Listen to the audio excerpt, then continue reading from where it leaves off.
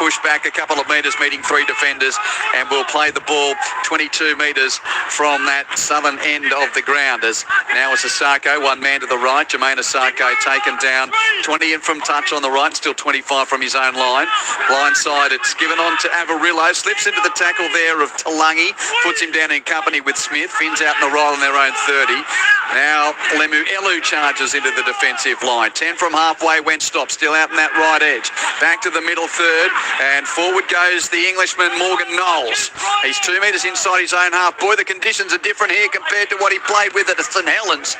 End of the set, Katoa with a high kick downfield. It's taken comfortably by Jenkins. 5 from his own line, and the Penrith winger gets to the 20. So there we go, Bill. First 2 sets, 2 ticks in the books, 2 completed sets. No score between Penrith and the Dolphins. Yeah, any mistakes made tonight will be punished with both these sides.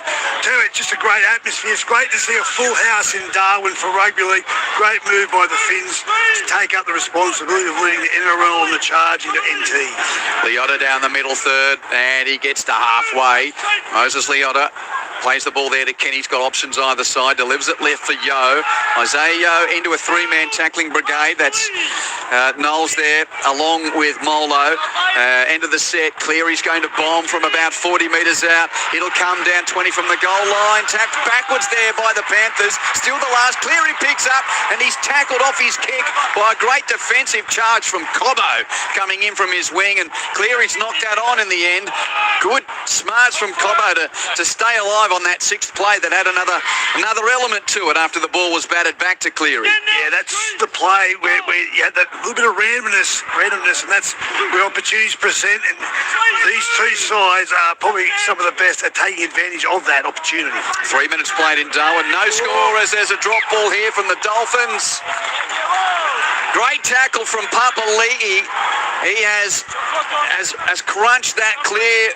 I think it was Fine Fioiaki who dropped the ball. It's one thing about the Penrith side, Chock, when you think about, we talk about the attacking firepower, but they're probably the best, they're the number 1 defensive team in the comp.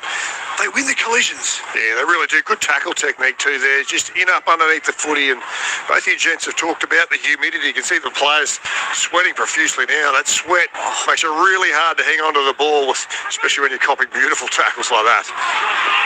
This looks like a 1980s sort of kind of glossy magazine picture shoot. There's so much oil out there on these players already. Everyone seems to be greased up, but no, that's just the humidity and the sweat. As Yo, he'll play 28 metres out, and a wavy fisty here for the Panthers, so they've got a fresh set on the attack. Given a Garner right edge, but he's stationary and will be held up in the tackle.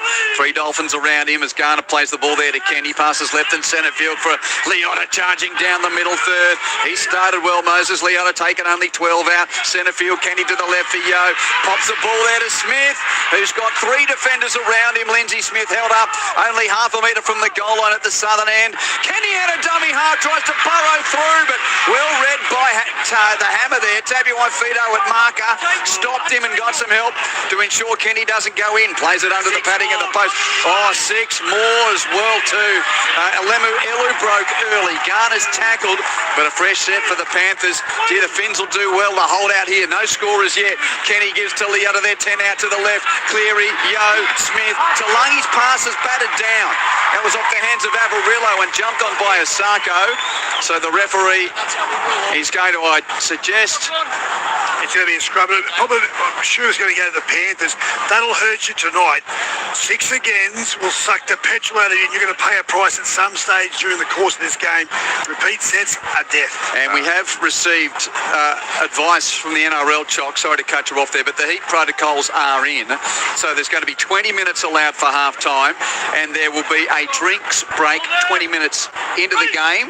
The extra water carriers are allowed as well. As Edwards has a dart off the scrum win for Penrith. Taken down by Gilbert, only 5 metres out. Once again, Penrith on the attackers. Liotta goes on a straightening run. Put on his rump under the black dot. 2 metres from the goal line down at that southern end. Played to Kenny. Given left for Cleary. Through the hands to Lungy. Rashed at and tackled. Katoa read the play. Good tackle from Izzy Katoa to stop his opposite playmaker. Now back to the right in centre field. Yo has it. Gives it to Smith. Flops a loose pass out the back. Back to Yo on the 10. He can't can't get going and put down by Gilbert, only 5 metres out. Now Cleary to the right for Edwards. Farnworth read it beautifully. Got in Edwards' face and makes a great one-on-one tackle. Dillon plays it doesn't out. Quick to the right. Cleary's pass is knocked on by Alamotti, and somehow the Dolphins survived multiple sets defending their own line. 6 minutes into the game, no score in Darwin. Quentin Hale, Billy Moore and Clinton Schifofsky bringing it to you. NRL Friday on ABC Sport after the Storm slumped to their 5th straight loss. The Raiders winning 26-22 in Canberra. Great tackle by Farnworth. Wouldn't say try save for sure, but had killed the play and gave his team a chance to realign their defensive set of 6. Well done, Farnworth. And now Avarillo's out on the right edge, but still inside his own 20 as he's taken down by the defence there of the 100-gamer, Isaac Tungor, his first game of the season. Now, Fine Fiuaki, he's tackled on his own 30. Gives it to Gilbert to run down the middle third. Good run too. About 15 metres on the carry there from Tom Gilbert. Plays the football to Plath. Given right for Katoa, who will kick the Dolphins downfield at the end of the set, just inside his own half. Boots it down to the defensive left corner. Jenkins takes the catch and gets to the 20 where he's tackled. Yes, Q, you mentioned Isaac Tongor back into first grade. He's been out of favour a little bit at the bottom of the mountains, but they've got him back in first grade for his 100th game tonight, and he's looking for a big game for him in the centres. Yeah, hearing differing stories as to whether or not he was shot to Canterbury, and certainly Ivan Cleary shot that down, and just a couple of reports he's had a bit of tough time off the field as well. Nonetheless, it hasn't been a great start to the season for him, whatever the reason, but great that he can reach the 100-game milestone tonight as Papali'i takes the Panthers to within 40 of the line. Now a little blindside dart from Talangi. He's taken down out on the left edge, 31 metres out, plays the ball to Kenny, passes right in centre field for Cleary, puts up the bomb from 30 metres out, comes down 10 from the line. Oh, Cobbo went up, hands above his head, tried to take it AFL style. It slipped through him. And, that's so lucky it went backwards, and Tabuai-Fidow cleans it up. What was the technique there from Selwyn Cobbo? That was ambitious by half. That's his chick in his armour. There's a drop in Cobbo, and they know that. And the 2 bombs they've put up already down the Finns end of the park have gone in this direction, and they'll keep going there for the majority of the night. That was so lucky that there's so much sweat out there. It literally just slipped backwards through his fingers, bonged him on the head, and the hammer was there out the back to clean it up. Molo over the 30 as the team from Redcliffe playing in their away strip white tonight, even though they are the home team. It's sort of a white with red. Penrith in their away pink, kick downfield, taken by To'o, bounces up to the 20, meets the defence of Gilbert, and make that Knowles with him as well in that tackle. And that's a good tackle indeed. 25 metres there. Own side of halfway. Penrith starting this set. No score after 9 minutes in oppressive conditions in Darwin. Jenkins is out on a left side exploration. Gets to within 8 metres of halfway. He's 22 in from touch on the left. Pass goes to centre field. Dylan Edwards with a weaving run over halfway before being stopped. And isn't he back in great form? Yeah, Fine Fiuaki takes the tackle. 40 metres out. Outside in play. Cleary to Yo. Up to the 20. Takes a tackle. Passes back to Cleary. But he slips over. And then the hammer jumps on him.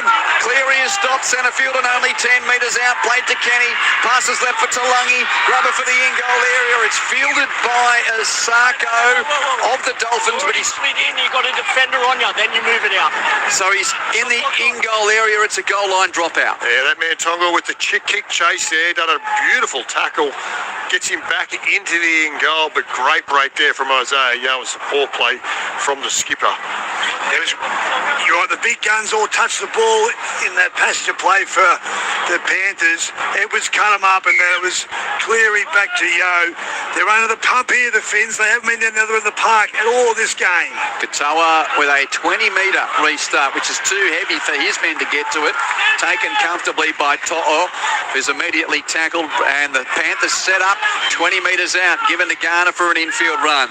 And Luke Garner is put down, and once again Penrith on the attack, 10 metres out to the left. Cleary gives it to Smith on to Papali'i. Good defence, Katoa and Avarillo there to cut him down. 15 in from touch on the left and 5 metres out blindside. Kenny gives to Cleary, pass to Jenkins on the edge, one-on-one. Osako makes the tackle.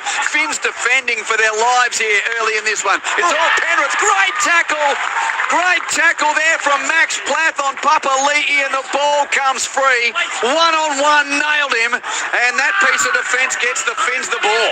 When you look at the numbers of tackles, Chalk, they made 75, the Finns to 29. Yeah, a couple of 6 agains in there. That, as you said before, Billy, that's going to suck the petrol out of the tank for the Finns, but some great defence there. I think it was Papali'i that got the shot on Molo earlier. Gets one back from Plath there. So they've survived a big early question, the Dolphins. 0-all the scoreline. We played 11 minutes as now the men from the peninsula. About 5 from halfway on the carry there of Lemu Elu. Plays the ball to Plath and Gilbert rolls down the middle third. Good gain of 10 from Tom Gilbert. Will now play the ball on the last. Plath passes to Katoa, puts up a bomb from 45 metres out. Will come down about 15 out. Edwards leaps, can't handle it but knocks it backwards. Garner has a fumble, picks it up. Ref says play ball. Garner picks up, trucks forward, gets tackled on the 20. And for a moment there, Billy, I think the players were saying, hold on, is there a call for a knock-on from Edwards? No, it went back. And now Jenkins runs up to the 30 for the Panthers. Yeah, all the Finns stopped and thought it's a knock-on surely, but the referee didn't see it that way. And that was a great get-out set for the Finns because they've been under the pump. They need to get a bit more field position. Papali'i carries Penrith almost to halfway. 15 in from touch on that outer side where it's absolutely packed. A sellout in Darwin. Panthers shift it right in centre field. Edwards gives it to the right. It's for Alamotti. Palms away from Farnworth before Cobbo makes the tackle. And Penrith to play at 32 out on the right edge. To'o distributor passes left and infield to Edwards at the line. Second man to Cleary. Runs a hole. Beats a man. Passes to Edwards. Brilliant Penrith try. Nathan Cleary had his eyes on that mini gap and realising in any conditions that's tough to stop. But when it's like a soap in humid Darwin, so hard to get a grip on him. He burst the line and had Edwards backing up on his right, and Penrith lead 4-0. Great try by the Panthers, 32 out. Edwards takes the ball, offloads infield to the halfback Cleary, punts through a hole. They're just fatigued, the Finns we talk about. When you make 60 more tackles, eventually it catches up with you. And in the end, it was a pretty soft break there by Cleary. Once he got into the backfield, he had Leota, who's playing a great game. He's had a good season too, but back inside was where he should be, the custodian. And I hate to say it, Chalk, could just say career best form because he's been so good. 2024 was probably the height of his career. Dropped off last year, but he is now back at the best I've seen him play. Yeah, you touched on it earlier in the call as well. He's back to form, absolutely. I think last year he had some issues with his body. He was playing injured, doing it really tough at the back end of the season, but he's gone away, obviously worked hard on his body, got himself in great shape, and even looks fitter. Just looking at him out there, he's got a real spring in his step, and when he's playing well, the Panthers are in great form. It's that shaven head, Chalk. It's a good look. Isn't it a good look? It's just shiny. It helps you. Beacon in the light. Helps you look in peak physical condition. He looks like he might go to the same barber as you. Yeah, it's a good one. Pretty cheap too. Self-service. Do it yourself. Exactly. Cleary just to the right of the uprights. Elementary for the Penrith champ, and he strikes truly, converts the try that he set up, and Penrith 6 lead the Dolphins 0. You're hearing NRL Friday on ABC Sport, where earlier Canberra sent the Storm to their 5th straight loss. The Raiders winning by 26 points to 22. Around the grounds, full-time in that earlier Super Rugby game, the Blues beat the Highlanders 47-40. First half scoreline, Moana Pacifica 14, lead the Waratahs 12. In the AFL, there's 2 games tonight. Geelong's flogging the Western Bulldogs 58-14. That's the second quarter. Meanwhile, at the Sydney Derby, first quarter, Swans 19 lead the Giants 16. And in the A-League men tonight, First half scoreline, 3 goals already. Melbourne victory 1, lead the Newcastle Jets. Melbourne victory 2, lead the Newcastle Jets 1. The Otter with the first carry off the kickoff just beyond the 10. In this contest, the Finns really have to balance up the possession rate because they can't keep burning the petrol they're going through at the moment. It will catch up with them, and the Panthers are the worst side to play against. If they've got an advantage, they'll find a way to make you pay. Yo takes Penrith to the 30. Now Garner down the middle third. Luke Garner's had a good start in this game. Held up by 3 defenders. 11 his own side of halfway. Plays the ball to Kenny. Directs it left for the men in pink. Oh, Edwards had a little step off his left. Almost slipped the tackle of Gilbert. Put down on halfway. Last play is a Cleary kick. High and deep from halfway. Will come down 10 metres out. Cobbo's underneath it. Catches it for the Finns.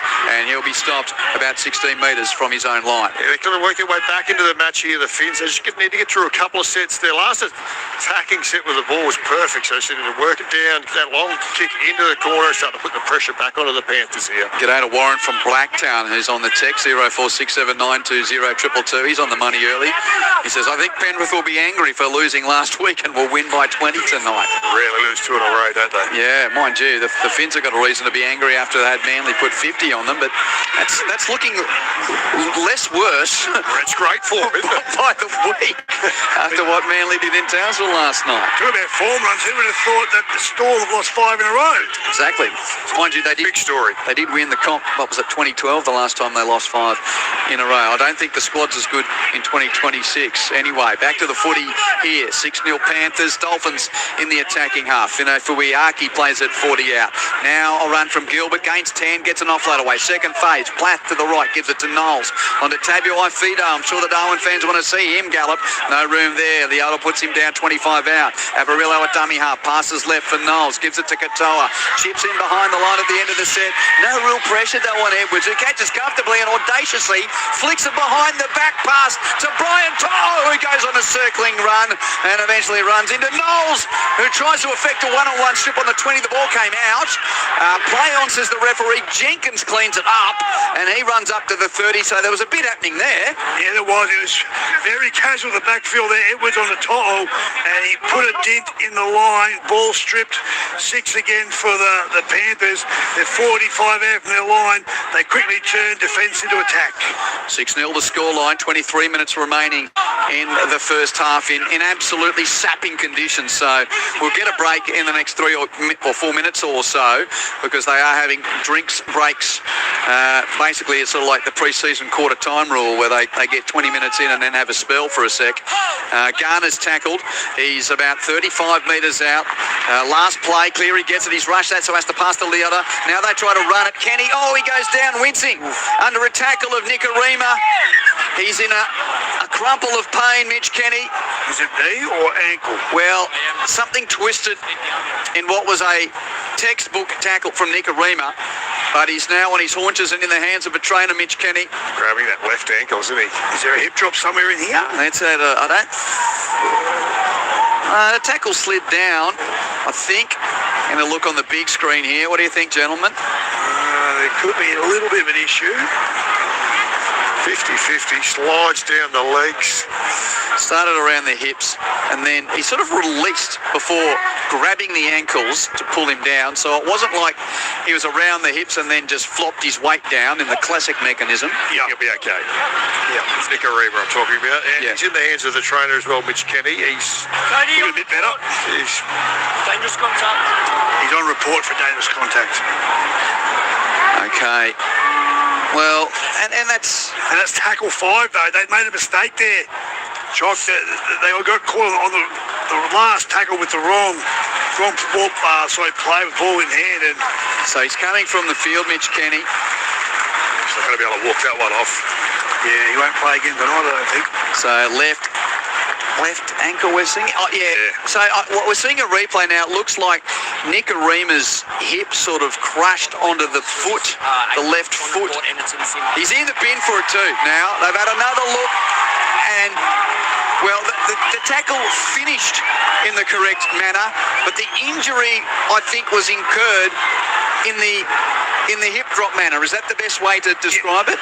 You're right, but my own question is because he went off the field, is that why he's in the bin? I hope not. I really hope not. They had a look and it was It decided. was okay, and then he's trudging off the field. They changed the call. So it's 13 on 12. Nicarima on report and in the sin bin for a dangerous tackle. Leota's tackled only 12 metres out, so Penrith already 6-0 up, have the man advantage in a sense, but they're going to have to find someone else to play at hooker. And that man who's come in is Freddie Lussick. He's off the bench and into the game. Feeds Cleary on the left, gives it to Papali'i, and he's pushed back by the tackle of Katoa. Penrith only 10 metres out on that left edge. Back to the right through the hands of Cleary to Yo onto Leota. Nice tackle made by Schneider, who's out there for the Finns. He should know a few of those Penrith plays. Another wavy fisty. Lussick feeds on to Yo under the black dot, but put down by the tackle of Farnworth and others. Slowish play the ball. Lussick directs it left for Cleary. Grubber for the in-goal area. Battered dead by Tabuai-Fido.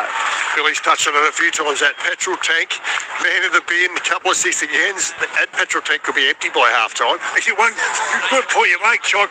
There's a minute 15 to go. Is that right? That they have a break? They're going to need it. Yeah, 20-minute drink break. So right, Q? this set of 6 is paramount. They've got to hold on. They've got 12 men on the park. They've just got to make sure no points this set of 6. Yeah, got about a minute before they get a breather.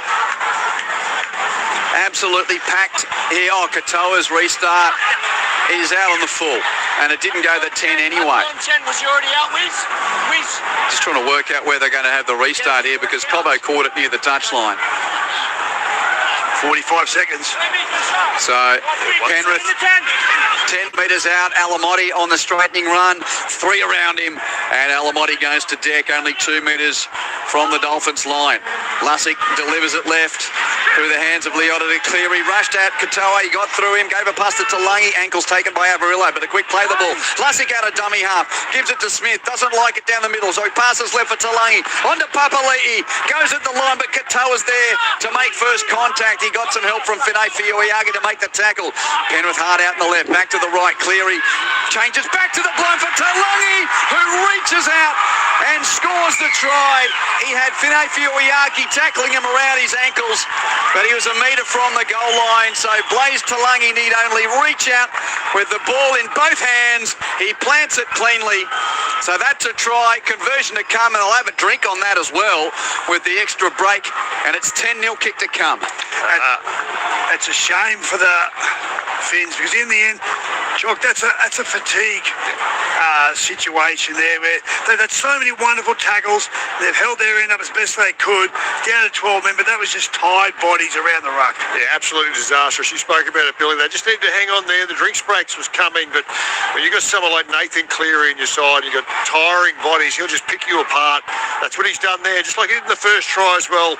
You can see the space, back on the inside, found the young 5'8", and that puts the lead out to 10 points, and he'll knock this over as well. It'll be 12 points to nil really soon. I just wonder whether they use this as the break or they take an extra little break here as well. So all the water carriers are out there and ice packs are on the necks. By the way, it feels like about 34 degrees. It's 80+% humidity, and there's a big storm coming. Well, good question you made there. Can you have that sort of fluid discretion in the game? Well, I think... Should it be regimented with actually stopping now for a minute? Or? We know that common sense sometimes is not very common in the NRL, but you'd suggest there's no need for further breaks if they score a try when the drinks break is due to take place. I'd like to think they have the capacity for that decision to be made correctly. See here. Yeah. What do you reckon, Chock? I reckon they'll have the drinks break after. Well, I don't think they need to. Let's see. Cleary just left of the uprights, looking to make it a dozen to blot, and he does. Converts comfortably with that right boot. He's 2 from 2 on the night. And it's Penrith 12, leading the Dolphins 0. And now, yeah, we get the call, 2 minutes. So they get a break here, 2 minutes. Now, so it's effectively 3.5 minute break. And that's what made that try so costly. You spoke about it, Billy. Yeah. The footy IQ coming into play there terrifically. If you've got a text, make sure you send us your name. There's one here that says, that'll do me 10 minutes for that. That's in reference to Nicarima going to the sin You're bin. right, Billy. That wasn't going to be 10 in the bin till the player limped off. Because they already had made the decision. You're on report, but let's move on with the game. But looking at the players, don't they look hot? That is Stephen. They've all got ice packs on their head and up their jerseys. I've never seen anything like it. That just you just can't cool. When there's that much humidity, the body uses the gradient normally. But the hotter it gets is bad. But when it's hot and humid, the wet bulb temperature is just too much. The body doesn't cool itself. Peter from Hawk's Nest. We often don't get a chance to address this text. He doesn't like us calling the Dolphins the Fins. Okay. Oh. I'm not quite sure. I think the Fins like... Are you guys serious? The Sharks have fins. You don't call them the bloody Fins. So explain. Their name is the Dolphins, and their chant is put your fins up. Yes. I don't know what other explanation we need. And the shortened versions of the dolphin is a fin, the Fins. They are known as the Fins. I know what you're trying to say, but that's why we call them the Fins. But thank you for your message. But that's part of the market. Every time we call the Dolphins, Peter texts, and we just generally don't have a chance to, because the play moves so quickly. But while we take a break here, I think Peter he's feeling like he's been in 85% humidity and it's too hot where he is. Take a chill pill. The Fins are down 12-0, Pete. Put an ice pack on your head, Pete. You'll be right. Cool down. Yeah. Oh, now getting shot of the big screen of the coaches' boxes, and we can hardly see Christian Wolf's face because of all the humidity and the moisture that's on the window in front of him. The air conditioner would be pumping in. Oh, yeah. There. So 12-0 to the Panthers. Earlier tonight, Canberra 26 beat Melbourne 22 around the grounds in the AFL second quarter. Geelong, 71, Western Bulldogs 14. Cats 71, Dogs 14. Quarter time, Swans lead the Giants by 8 points. Half-time Super Rugby, Moana 14 lead the Tars 12. Half-time A-League men, Victory 2 lead Newcastle 1.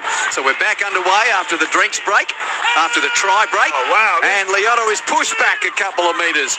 My good defensive brigade led by Flegler there, who got some help from Plath as well. So Tommy Flegler is out on the field. And we've seen Freddie Lussick activated as well. I'm not quite sure whether he would have been used had not Mitch Kenny been injured, but he's off with that ankle injury as Smith takes the Panthers beyond the 20. He's midway goal line and halfway when stopped. Played to Lussick, given to Edwards, who scored the opening try. Dylan Edwards is tackled out on that left edge, 20 in from touch, about 15 his own side of halfway, as Cleary kicks high and deep downfield at the end of the set. Cobbo makes it a pretty simple catch on his chest on the 20. Kick return beyond the 30, about a dozen on the carry from Selwyn Cobbo. Plays the ball there to Schneider. Of course, now at the Fins, having been at the Panthers the last couple of years, tackled 10 from halfway, bit of a loose pass infield. Farnworth did well to catch it. Sort of slipped out of the dummy half's hands of Plath, but Farnworth got to halfway, and now Schneider with a run of a dozen. That's a good carry. Someone's mouth guard's come out. Ref says that's okay, play on. And was that a call of 6 more? Yes. Yes, there is. Didn't hear the ping, but there's the wavy fisty and a fresh set for the Dolphins, who needed 30 metres out.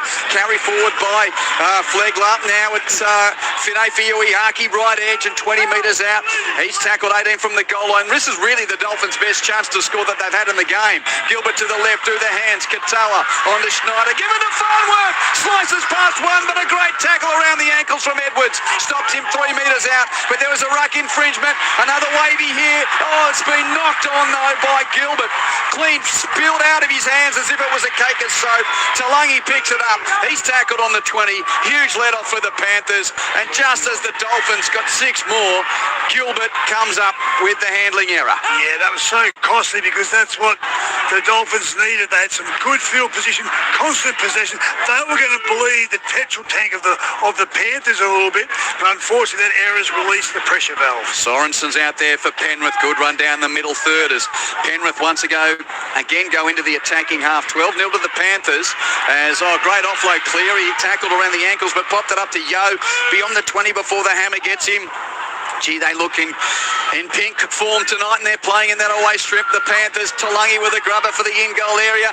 Devilish bounce, but Asako eventually got a fingernail on it to bat it dead. Yeah, Moses Leota just getting a well-earned rest now, but he's been superb in the opening 25 minutes of this match. He's carried the ball so well through the middle of the field for the Penrith Panthers. Chuck, do you reckon he's almost not given the credit he deserves? When you talk about the best middles in the game, he's not mentioned. He should be. Never mentioned it. And he's evolved his game as well. Early on in his career, he could only have those 10, 20-minute periods, but he can play big minutes now. And I was just reading a thing today that he only moved to Australia 3 months after his 13th birthday, so he just misses out on being able to play for New South Wales. Yeah, That's a Katoa. shame. Oh, the genuity, Bill. Nice catch taken by Tayo in the 20-minute restart. So Penrith in good position. Straightening run there from Garner. Now, Cleary's having a lot of running runs tonight in these slippery conditions. 5 out. Right edge, cracked ball for Alamotti. Great defence on the goal line there from Gilbert and Farnworth to stop him. Out of dummy half. Lussick tries to burrow over. I think he's planted it. Let's tune in to referee Adam G. We're coming in to tackle 5. I don't see it getting to the ground. I've got no try. I want to see if he actually loses possession or there's a strip in the axis scoring, then he gets it back. Farnworth's confident. He stopped him. And now I'm just with the Freddie Lussick replacement too, because that's on reporting in the bin. So does he get a free activation off the bench? So they'll be able to activate 5 off the bench. All that. They can't. They'll go through all that. Thanks for that text, who's just reminded me of that. It's a good battle here between Farnworth. Well done. Has he stopped him? Yeah. Oh, the touch his head gets in the way of the camera shot for a moment here. Everything we've seen so far, Freddie's maintained possession. Chris Butler in the bunker. That's no control there. No, and then he loses Get it. it down. Great work, Farnworth. You talk about how great he is with ball in hand, but he's just a competitor. He made 2 tackles back to back there, and both were brilliant in stopping the try. After initially being held up, the ball's lost over the try line. We have a decision. 6 tackles, boys, 20 minutes. I knew I was going to open a can of worms as soon as I mentioned that text from our friend from Eagles Nest about the Finns. We're getting a lot of support from the We're getting Finns. support. Yeah, Good work. lots. Love your work. I won't quite get... We'll get to it at half-time, which is about 14 and a half minutes away. Thank you. Just had a quick look at Moses' stats too, Leota. 9 carries, 80 metres, 20 post-contact metres as well, 10 tackles. What a shift that was. 12-0 Panthers, 14 and a half to the break. He's Clinton Chifovsky. I'm Quentin Hull. Billy Moore with you as well. And the ping surround. It goes around Marara as the Dolphins go into attack on the carry of Lemu Elu. Eventually stopped 45 out, but a fresh set for the men from Redcliffe. To the right, Katoa to the hammer. Right edge, Avarillo. Defence shifts. And he's tackled there by Tungo. And they've got to be careful of those touch lines. It's a skinnier field tonight because it is so slippery and humid out there. Now back to the centre third. Ray Stone's out in the field for the Dolphins.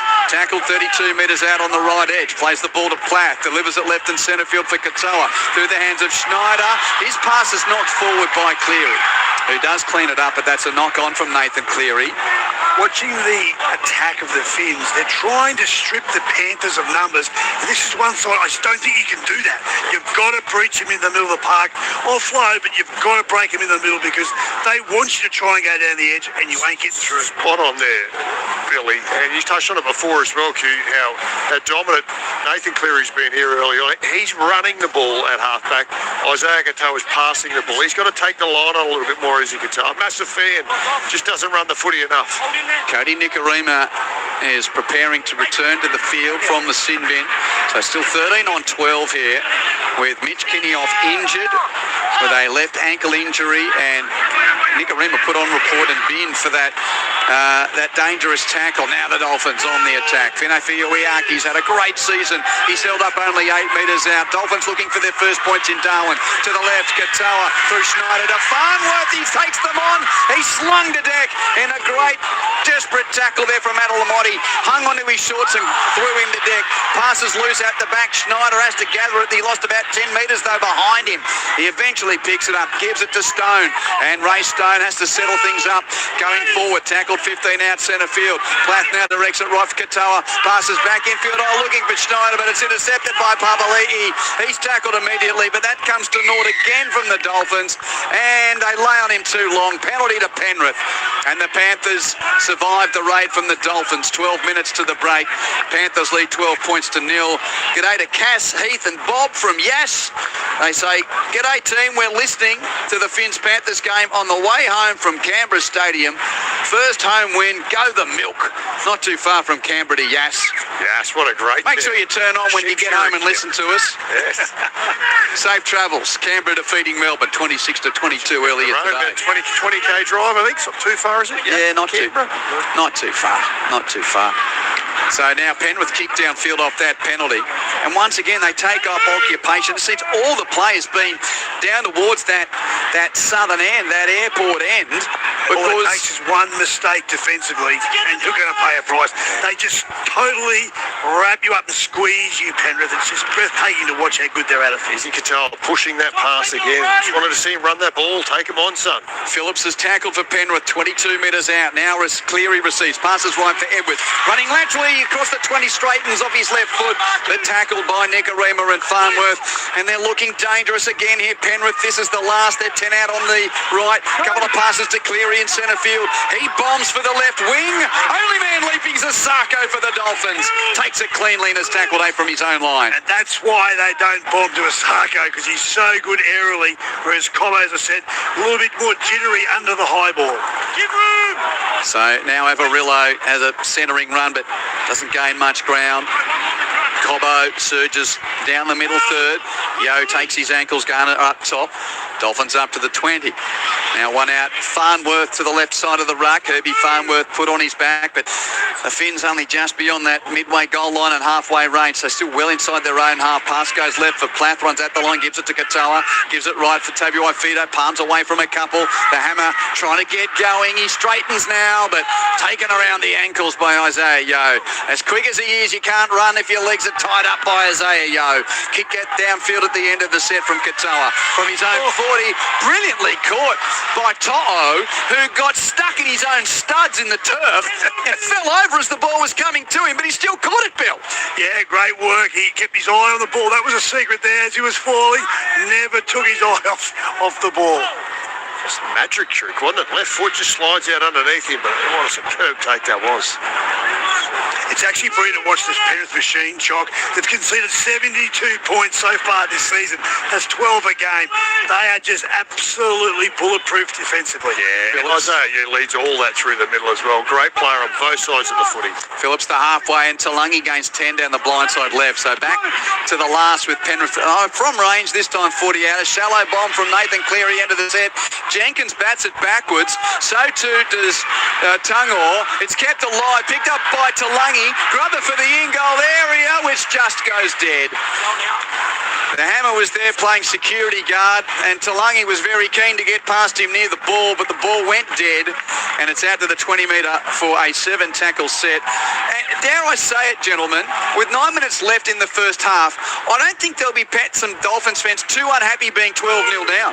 They're lucky to be 12-0 down. Yeah, well, they are, but the problem is it's taken so much petrol just to stay in that position, and you're just waiting for that, so that one mistake defensively and the Panthers will pounce. And the reason I say that, they've been man down for 10 minutes, and I'm trying to say in a roundabout way, Clinton, how well they've defended. Yeah, they have defended well, but they're going to need to be the next to score here, or the floodgates could open. Plath to the right as the Dolphins get to halfway, give it to Katoa, and he takes the tackle of Sorensen out on the right edge, 45 from the Panthers line. 8.5 to the break, 12-0 Panthers. NRL Friday on ABC Sport as Farnworth beats 2 on the left edge.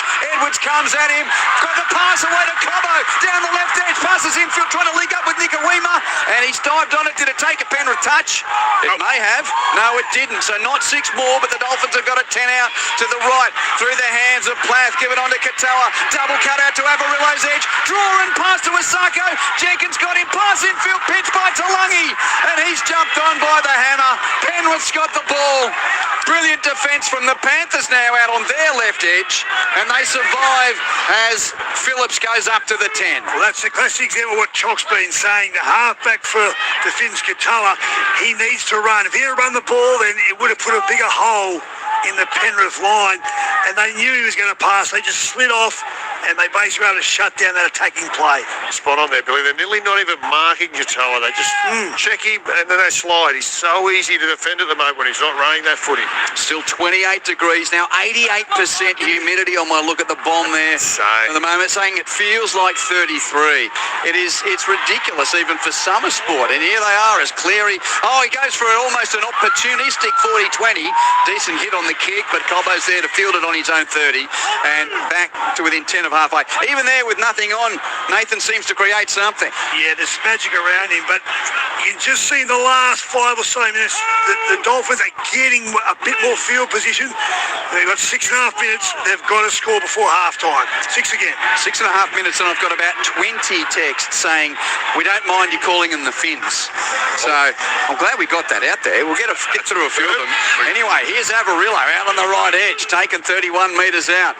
Can the Dolphins get some points here? Plath receives, has a run past the Katoa, quick hands. Nikarima keeps it to the left edge. Farnworth got tackled, flops it out the back, cleaned up by Lemu Elu, gives it to Katoa. He's now standing flat-footed on the 30, and eventually he's rushed at and tackled, and put to the deck and earns a 6 more on a little flopping tackle there. Phillips pushing into deck, so that's a fortuitous wavy fisty. Finay Fuiaki right edge, taken 20 out. Dolphins with a fresh set to attack the Penrith line. Forward goes Stone, stopped 11 out just to the right of centre. Now to the left through the hands. It goes to Katoa, to Nikarima, straightens, taken by the tackle of Alamotti under the sticks. Now Schneider has a snipe out of dummy half against his old team, but he's tackled only half a metre short. Plays the ball to Plath, sweeps it right for Katoa, given to Toby Waifito on the 10. Inside line run by Avarillo, great tackle by Phillips, puts him down 5 metres out. Last here for the Finns. It's going to be a kick from Katoa to Cobbo's left wing. It's flown at and knocked on, I fancy, by To'o. Yep, 6 more. Jumped on by the Dolphins. He's their chance. It cleaned up out there by, it was Lemu Elu, so another set for the Dolphins. Straightening run from Stone towards the black dot, running to the Michael Long centre, centre end here at Marara. Left edge, quick hands from Farnworth's gone awry, looking to link with Cobbo on the wing. It missed his man and rolls over the touchline. He's dropped that through sheer exhaustion there, Selwyn Cobbo. Out in his feet he is, but that was a wonderful chance there for the Dolphins to get some points on the board. But that defence again, Billy, look at them working from the inside. They work as a unit better than anyone in the competition. Yeah, they protect that inside shoulder, you're right. They come up and they slide out at speed, and we're getting a shot on the big screen. Look at this. At Marara, there are 2 air-conditioned sheds right on the human fridge, right on the bench, and a couple of the Penrith guys, Isaiah Yeo among them, they're literally they're in the fridge trying to cool down in these oppressive conditions. So there's a cool room right on the AFL boundary, right on the fence line. Yeah, that's Marara. I've never seen that before. It just shows you that climatically it's such a challenge for these players. So great performance first half as they get a penalty here, which is going to be a problem here for the Finns because they'll put this down the field and they'll be on the attack. This is a big point in the match, Chock. Yeah, massive. 4 minutes to go. They cannot afford another try. We just know how clinical they are, Billy, the Penrith Panthers. They'll go down, they'll march down here, they'll score points. We just know they've just done it year in, year out for the last 4 or 5 years. So there's 3 minutes and 45 seconds left in the first half. 2 tries to Penrith. They lead 12-0. Quentin Hull, Billy Moore and Clinton Schifowski with you for NRL Friday on ABC Sport. So now the Panthers start the set on halfway. Immediately go to the right edge. Alamotti runs forward and has taken 40 metres. One-on-one strip. Farnworth got it. Farnworth's come up with a huge play. He's ripped it out of Alamotti's hands. And now the Dolphins have got the ball. That's that competitive he talked about. Well, he just never stops trying. And he's the only one that looks like scoring from the 2. They need to open up this left side of the field and give him some early ball one-on-one. He's the danger man. Huge play. Stone runs the halfway. Now next carry the hammer into attacking territory. 45 out. The Dolphins have got the ball off that one-on-one strip from Farnworth, and Flegler now takes the Finns to within 32 metres of the goal line. Schneider passes right through Plath to Katoa to the hammer. Hold and give. Penalty goes to the Panthers though. Obstruction. It's just a takeout. You just go straight at him. It's a takeout. Obstruction line there run from the Dolphins, and the penalty goes to Penrith. I think it's against Ray Stone. Yeah, I think you're right. Obviously, he's gone to use him as a lead runner, and the referee's saying that he just took out a defender. Yeah, well, he's taken out. Is it Finay Fiuiaki they pinged there? Well, I think it was Ray Stone. It was Stone. Yeah. Well, but now they're going charged down the field at the back of that penalty, so Great kick. 30 metres out now. They're under the pump here, the Dolphins. 2 minutes left in the half. Papali'i with the first carry. Left edge and 25 out went tackle. Given one man to the right, and Phillips is taken down. Penrith only 16 metres out. Lussick passes to the right. That's Kalani Goings out on the ground there for them tonight. He's taken, and now Lussick directs it to the left, and Phillips has a run at the line, but Finay Fiuiaki drags him down only a couple of metres out. Lussick passes to Cleary, who slips. He was rushed at by Stone. Stone crumbles on top of him to make the tackle. Played under the black dot. Last play, Talangi will chip for the left wing side. It's in the in-goal area. Jenkins, brilliant! He leaps and catches against two Dolphins. He outleapt Avarillo. He outleapt the Sarko. Oh, the Milk's already had one win tonight, but the Milky goes high in Darwin. 15 tries for the force. That is Thomas Jenkins in 2026. 16-0 kick to come. Well, he's amazing. What a start to this year he's had. He's basically sheer talent. He's wedged his way into the starting team of the Panthers and deserves every opportunity he's had because he just keeps delivering. And there he went over the top. I gave a huge rep to how good Errolly Asako was. We outleapt him and did it easily. Lovely deft kick there by the 5'8". Put it up in the air, Talangi, and was well competed against. Great result. And Chock, that's what we talked about 30 seconds ago in the first half. You gave them a sniff. The door was slightly open, and this is one side. That's all they need. Thank Chock. Early on the season, but that's massive in the context of the Finns season as well. They needed to hang on there, and they needed points before half-time. They didn't get it. But that man, Thomas Jenkins, he was at Penrith, made his way back to the Panthers last year on a training contract. Now that's 15 tries in the start of this season. That is unbelievable. He's on track. So your man AJ's got the modern record of 30 in the season. He's got him in his sights. Paul Bevan in the old days was more than that. But AJ's 30 is the most of sort of the modern era. He was a trial deal. Yeah, well, he was at Newcastle. He went to Newcastle because he couldn't get a go at Penrith, and then he sort of... He got a good 3-year deal at Newcastle. I think he played 4 or 5 games at first grade. It didn't work for him. Wanted to come back to Penrith where he felt comfortable, and he's earned his way into the team. Come back on a training. Well, got dropped in just before the finals last year when Alamotti came back in for Penrith. That's right. Yes. So he didn't play the final series as Cleary, after the halftime hooter, he converts from out on the left, only a couple of metres in from the touchline, and Penrith will go to the sheds, the fridge, whatever, ice bags, anything they can do to cool down because, well, they're replicating the temperature in Darwin. The Panthers are red hot and they lead 18-0 at halftime. Edwards, Talangi and Jenkins the try scorers. Cleary with 3 from 3. How did it play out, Billy Moore?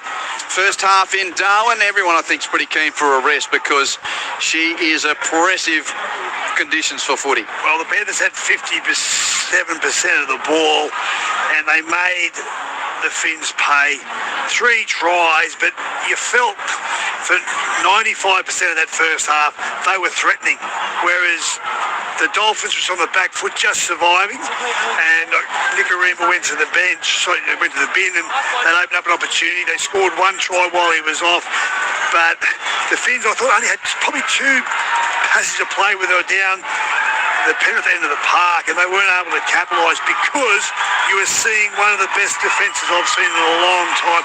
Considered only 72 points in the first, 6.5 rounds of this competition. It's a brick wall to get through, and the Finns at the moment haven't got an answer through it. Herbie Farnworth, as Chocks mentioned, was probably the most lethal we've seen, but really he can't do it by himself. And at the moment, the Finns seem powerless to get through the defensive line, and you just fear in the second half, if their petrol tank's as dry as I think it is, they're in a lot of trouble.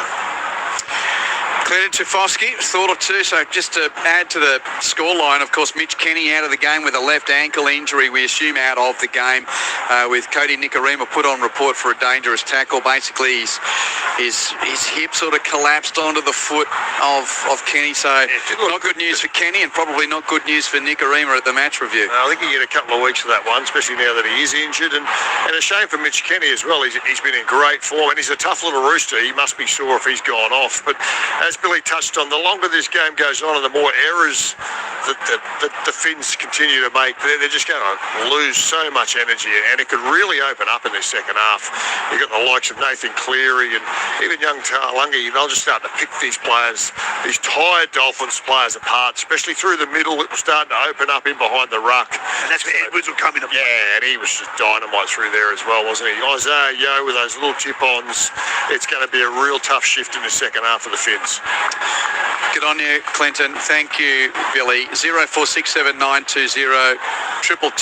on the SMS. Yeah, plenty of the Finns. Among a few here. Paul from Wollongong's one of our regulars. I'll just mention this. If we didn't call them the Finns, we wouldn't have Finn Diesel. Yes. Would we? Yes. And Felice Kafusi was known as Finn Diesel. Around the grounds in the AFL, half-time at Cardinia Park, Geelong 12 goals 6-78 lead the Western Bulldogs 2-3-21. There are two Friday night AFL games tonight. At the SCG late in the second quarter, Sydney lead Greater Western Sydney. The Swans 20 points to the good of the Giants. Swans 7-3-45 lead GWS 3-7-25. Earlier tonight in the Super Rugby, the Blues beat the Highlanders 47-40. Second half, the Waratahs have gone to the lead. The Tars 17 lead Moana Pacifica 14. And in the A-League second half in the men tonight, Melbourne Victory 2 lead Newcastle 1. Earlier tonight at Canberra Stadium, the Raiders defeated the Storm 26 points to 22. So that's now 5 losses in the row for the beaten grand finalists of last year. 18-0 Panthers, half-time in oppressive conditions in Darwin. We're not going anywhere. We hope you can stick around as well. More to come from NRL Friday on ABC Sport after a trip to the newsroom.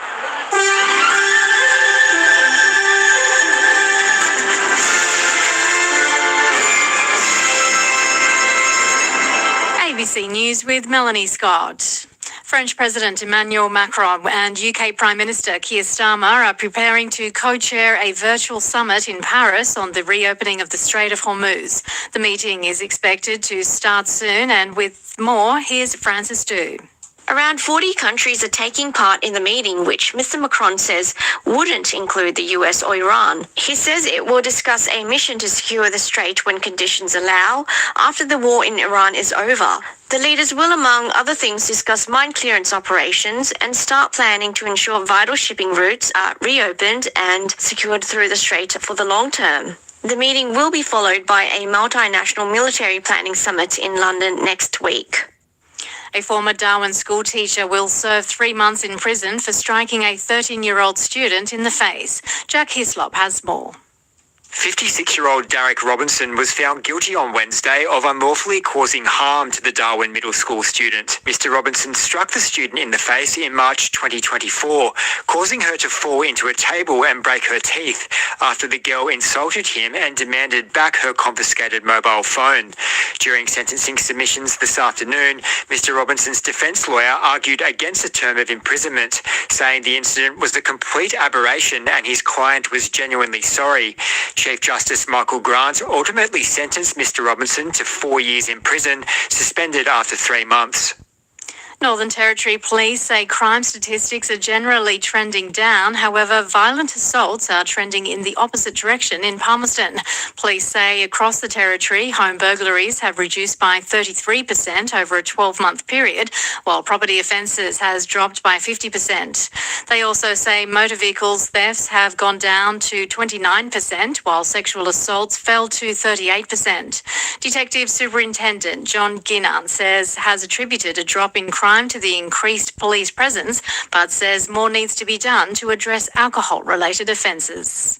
It is likely that most of these rises are attributable to broader antisocial behaviour trends in the Palmerston area. Rough sleepers and people visiting Palmerston from elsewhere in the Northern Territory, we believe, are largely responsible for this spike. A Western Sydney man has been charged after allegedly sending a threat to kill a federal politician. Julia Andre has the details. The Australian Federal Police began investigating the 20-year-old man in March after being made aware of an online threat to kill a federal parliamentarian. Officers from the AFP's National Security Investigations team executed a search warrant on a Bligh Park home yesterday. Today, the man was issued a court attendance notice and charged with 2 counts of using a telecommunications service to menace, harass or cause offence. It carries a maximum penalty of 5 years imprisonment. Liv Golf CEO has given assurances it's business as usual for the competition amid speculation Saudi Arabia's public investment fund will pull its financial support.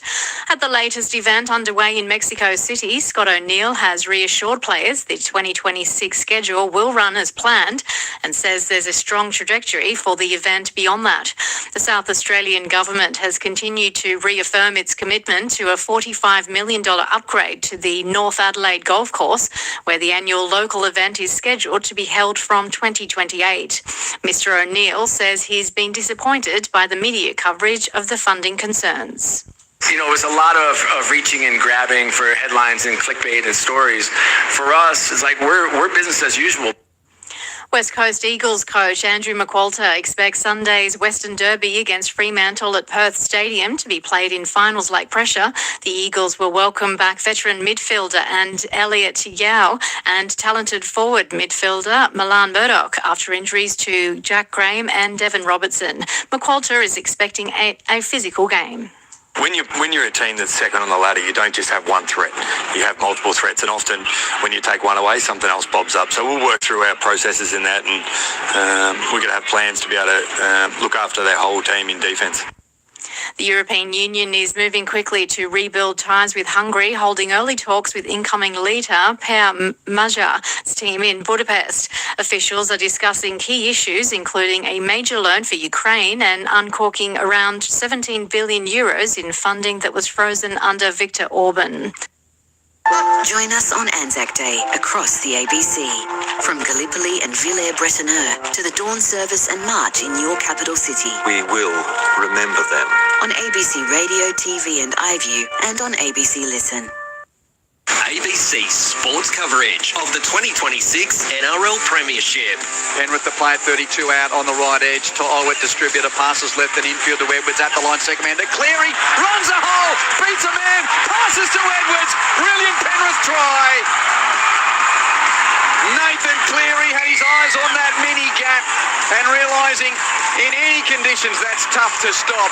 But when it's like a soap in humid Darwin, so hard to get a grip on him. He burst the line and had Edwards backing up on his right. Lussick out of dummy half. Gives it to Smith. Doesn't like it down the middle. So he passes left for Talangi. On to Papali'i. Goes at the line, but Katoa's there to make first contact. He got some help from Finay Fioiagi to make the tackle. Penrith hard out in the left. Back to the right. Cleary changes back to the blind for Talangi, who reaches out and scores the try. He had Finay Fioiagi tackling him around his ankles, but he was a metre from the goal line. So Blaze Talangi need only reach out with the ball in both hands. He plants it cleanly. Last play, Talangi will chip for the left wing side. It's in the in-goal area. Jenkins, brilliant! He leaps and catches against 2 Dolphins. He outleapt Avarillo. He outleapt the Sarko.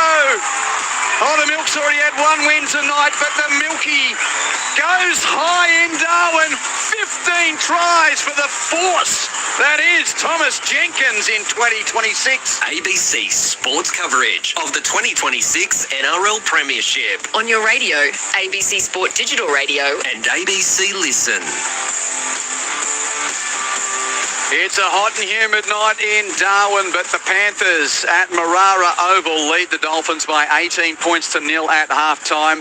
Glad that you could stick around for the second game of the NRL Friday doubleheader here on ABC Sport. My name is Quentin Hull. I'm alongside Billy Moore and Clinton Schifofsky. 3 tries to 0 for the Panthers in that first half. Edwards, Talangi and Jenkins all crossing. Cleary kicking all 3 conversions. A half which also saw Mitch Kenny leave the field with a left ankle injury. Sent Cody Nikorima to the bin, and he's on report as well. So Freddie Lussig's out there playing for the Panthers. So that's one concern for Penrith. If you missed it earlier tonight, Canberra too good for Melbourne. Canberra winning by 26 points to 22. Your messages continue to be welcome on 0467 920 222. Now, I love this one. Brian from FNQ. And it'd only be someone from FNQ that could text this. He's a good regular texter. Brian, he goes, part of the world. OQ, stop it with the oppressive conditions. They all need to take some cement powder. If you find some, please supply the Cowboys with some of the same batch. Only someone from that part of the world could sort of send a text that says at what? About 8:30 local time, where it's 27 degrees, feels like 33 degrees, and 89% humidity. And how far off is that storm? Okay, I'll have a look at the map. It's crucial because they're going to score some points. The Finns, and I imagine it's going to be a lot harder if it's raining. They don't look like scoring points, do they, Finns? It's due to hit. Well, we might get to full time and it starts raining. I thought it's coming in from the south and the east, according to the Bureau of Meteorology. Blues and greens and yellows and reds and imagery that I'm looking at here. Moving slow. Not moving as quickly as I first anticipated. So hopefully, from a footy perspective, most of the patrons can get home before they get too drenched. Well, that's what you want to see. You want to see this game concluded without the weather playing a factor. But the real factor is the Penrith defence. Wrap up the attack of Cleary and Yo and the fact they win the middle and they do all the right things with the ball. But you're not scoring points. They're just a complete team, aren't they? The men in pink. Actually, doing it better than everyone else. It's almost like I touched on it. When they got beaten in the preliminary final, they've been seething. The Broncos celebrated, and rightfully so.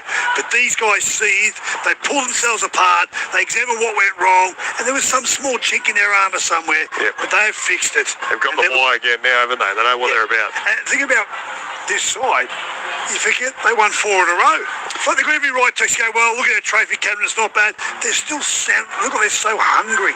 They want more. They want everything. And you know, by the time we got to the start of last year, it was 5 grand finals in a row, 4 premierships in a row, and you sort of think, how they could have kept going off the back of all the rep footy as well. But we all know the good teams, you know, we all say that the season is in thirds, pre-origin, origin, post-origin. The good teams build top 4 seasons pre-origin. They hold on during the origin, and then they manage and build to the pointy end of the season once origin finishes. And Penrith are just doing that, so it seems, at 5-1 and 18-0 up halfway through their 7th game of the season. And they've lost 13 players. It's unbelievable. You go back to when they first won their first premiership, what's not there in that shed anymore. No club has lost players like that and stayed at that high level. The Storm have done a little bit, but what they've done, they've redefined pathways. And Chock, I know there's that world that you sort of live in a little bit.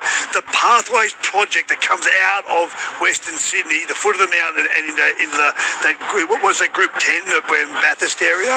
Yeah, Bathurst, Orange, in and around that way. It's just phenomenal what they produce. Yeah, that's the best way to manage your cap. You have those younger guys coming through, and you have to pay them as much money, especially when you've got the elite talent that they do in Western Sydney.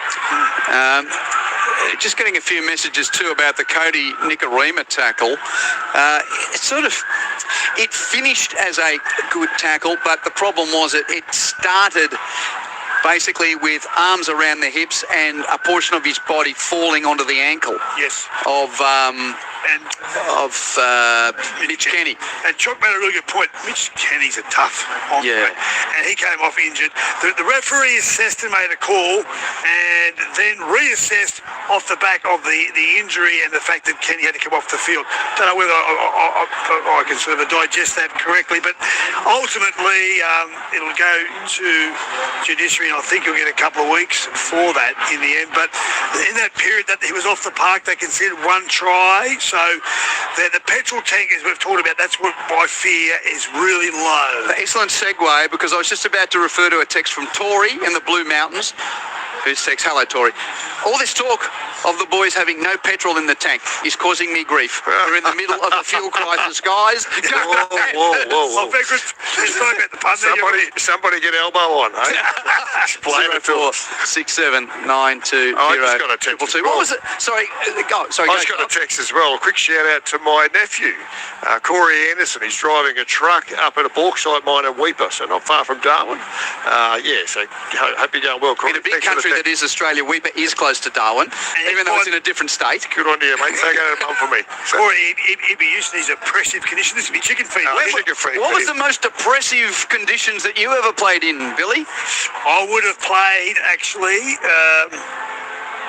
we had conditions, one game went down at Wollongong, where it was in the 89, it was my first year in Sydney, and it was that wet.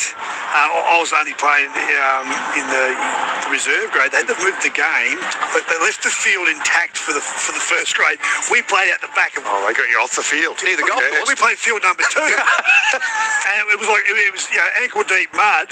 And I've never played in wetter conditions, but if you remember that year in 89 in Sydney, it just rained every week for like 3 months. Well, I know, like, you've got the other side of the spectrum, but before you give us your cold story from Northern Ireland, can you give it, what's the worst heat you've played in? Worst heat? I've played a couple of games up in PNG. I did a Prime Minister's 13s game and a Queensland Residents game, and they were really hot, especially the Prime Minister's 13 game, because it was at the back end of the season. So I think it was late September, early October. Really steamy up there. That's going to be a factor as well when the Chiefs come in. Yeah, no one's spoken about that. Will that be a factor helping the PNG? Oh, absolutely. Yeah. It'll be a real tough slog for Aussie teams going up there. And then what about? I love you telling the story of when you were playing rugby. Well, I turned up, and they play rugby in the winter, obviously, up in Europe. So where were you playing? I was playing it for Ulster in Belfast, and they used to have to get the supporters to come to the ground 6 hours before the match and shovel the snow off the pitch so we could play. Thinking, what the frickin' hell am I doing in this place? So kicking the ball was like I was kicking a rock. Well, what's worse? I thought Canberra was bad, but Belfast was like...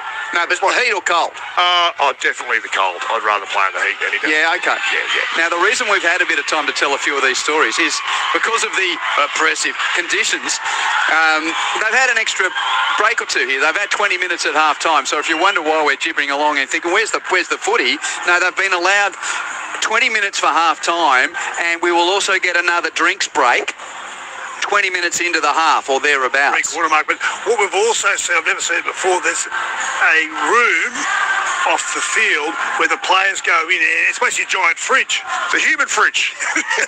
It's phenomenal. Never seen it before. And obviously that's aimed to try and cool the body as quickly as they can. You picked it up, Billy. They didn't let them stay in there too long, did they? We were watching that. They sort of whisked them in and whisked them out, so they didn't want to... Because you've got to come back out to the heat, and I think your body's thermoregulation has to take place, and your body's vascular system's contracting, expanding, so it's very tough on the body, and all these players, I imagine this is probably a first for a lot of them. Well, weather's affecting things everywhere. We've got the kickoff here, and I just see that the AFL game at the SCG has been delayed due to lightning in the area. Wow. So...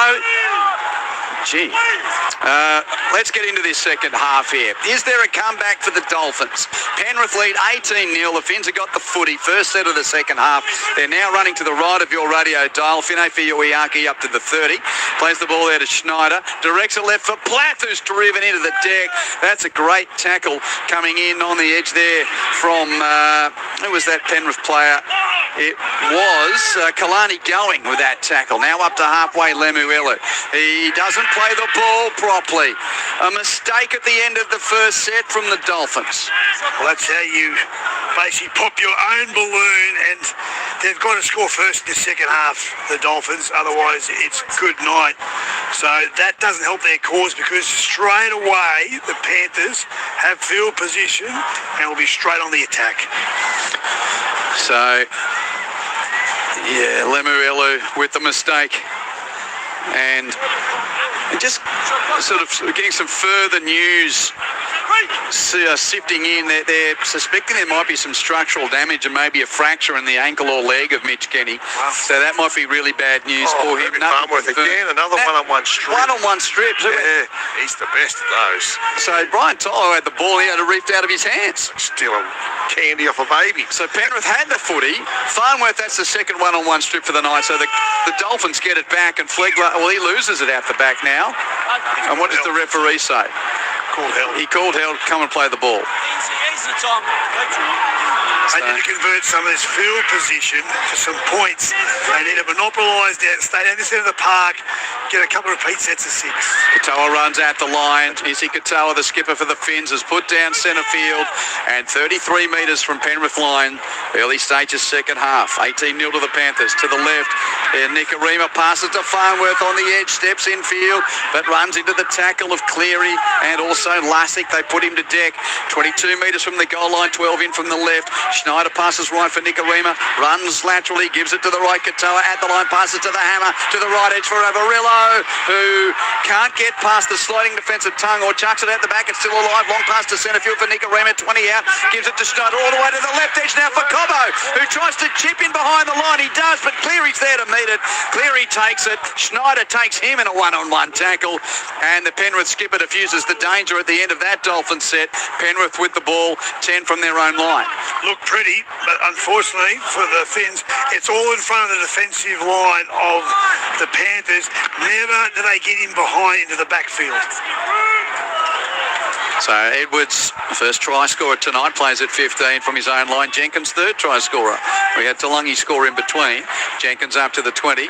Lassick feeds it off his left shoulder, and Isaac Tungor gets to the 30. Back in the team, his first game in the NRL in 2026. Cleary's going to boot downfield at the end of the set. It's a Torpy.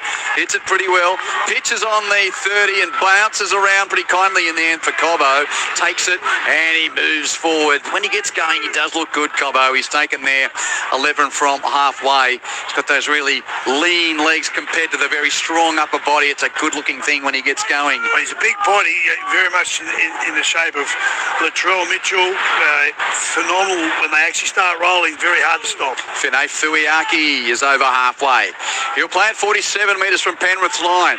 Dolphins feed it to the left. Plath gives it on to Katoa. Dummies and straightens, but taken down around the ankles by Sorensen, up top by Jenkins. Quick play the ball blindside. Plath gives it to Nikorima. Feeds the inside line of Farnworth, who's got 4 Panthers around him. They're hot on him. He's tackled 22 out last play. Katoa once again stationary as he chips in behind the line. Knocked on by To'o. Straight to Nikorima. 6 more. He offloads to Lemuelu. Gets low. Buries for the line and gets taken half a metre short. He'll play the ball there to Nikorima. Passes right in centre field to the hammer. Gives it on to Stone. Ray Stone under the black dot, but Sorensen there to take him only a metre out. Schneider burrows and backs his way in. He's held up. He's been turtled. He's on his back with 3 defenders around him. Out to the 10 for the play the ball, I'd fancy. They can smell it. They can see it. They just can't quite get there. Great defence again by the Panthers. And this little break, they'll go back out. That's when they reload, they recharge, the Panthers. Even defensively, they stay calm and composed. They're never flustered, work together, and they've got a couple more second tackle here coming up. So the Dolphins 15 out, and Finay Fuiaki stands in the tackle of Papali'i, and Sorensen plays it 9 metres out. Sorensen, Schneider directs it left through Plath out to the edge for Farnworth. Gets through Cleary, gets through Edwards, gets into the in goal, gets the Dolphins back in the game. Oh, Herbie goes bang. The contest needed that cue, and as Chocks alluded to, I couldn't rubber stamp it anymore. To me, he's, if not the best centre in the world, he's top 3. He's just a fantastic competitor. When you think, the reason they've got the ball this end of the park is he stole at the other end of the park. His defence has been great, but every time he's touched the ball, Chock, he's dangerous. He's accelerating. He looks for space, he finds it, and if he can't, he makes it. I just think he's one of the most wonderful players I've seen because he's just so consistent. Every game I've seen this guy play, you go, wow, he's having a crack. Yeah, what a player he is. He's one of my favourites as well. He's got that beautiful ability there.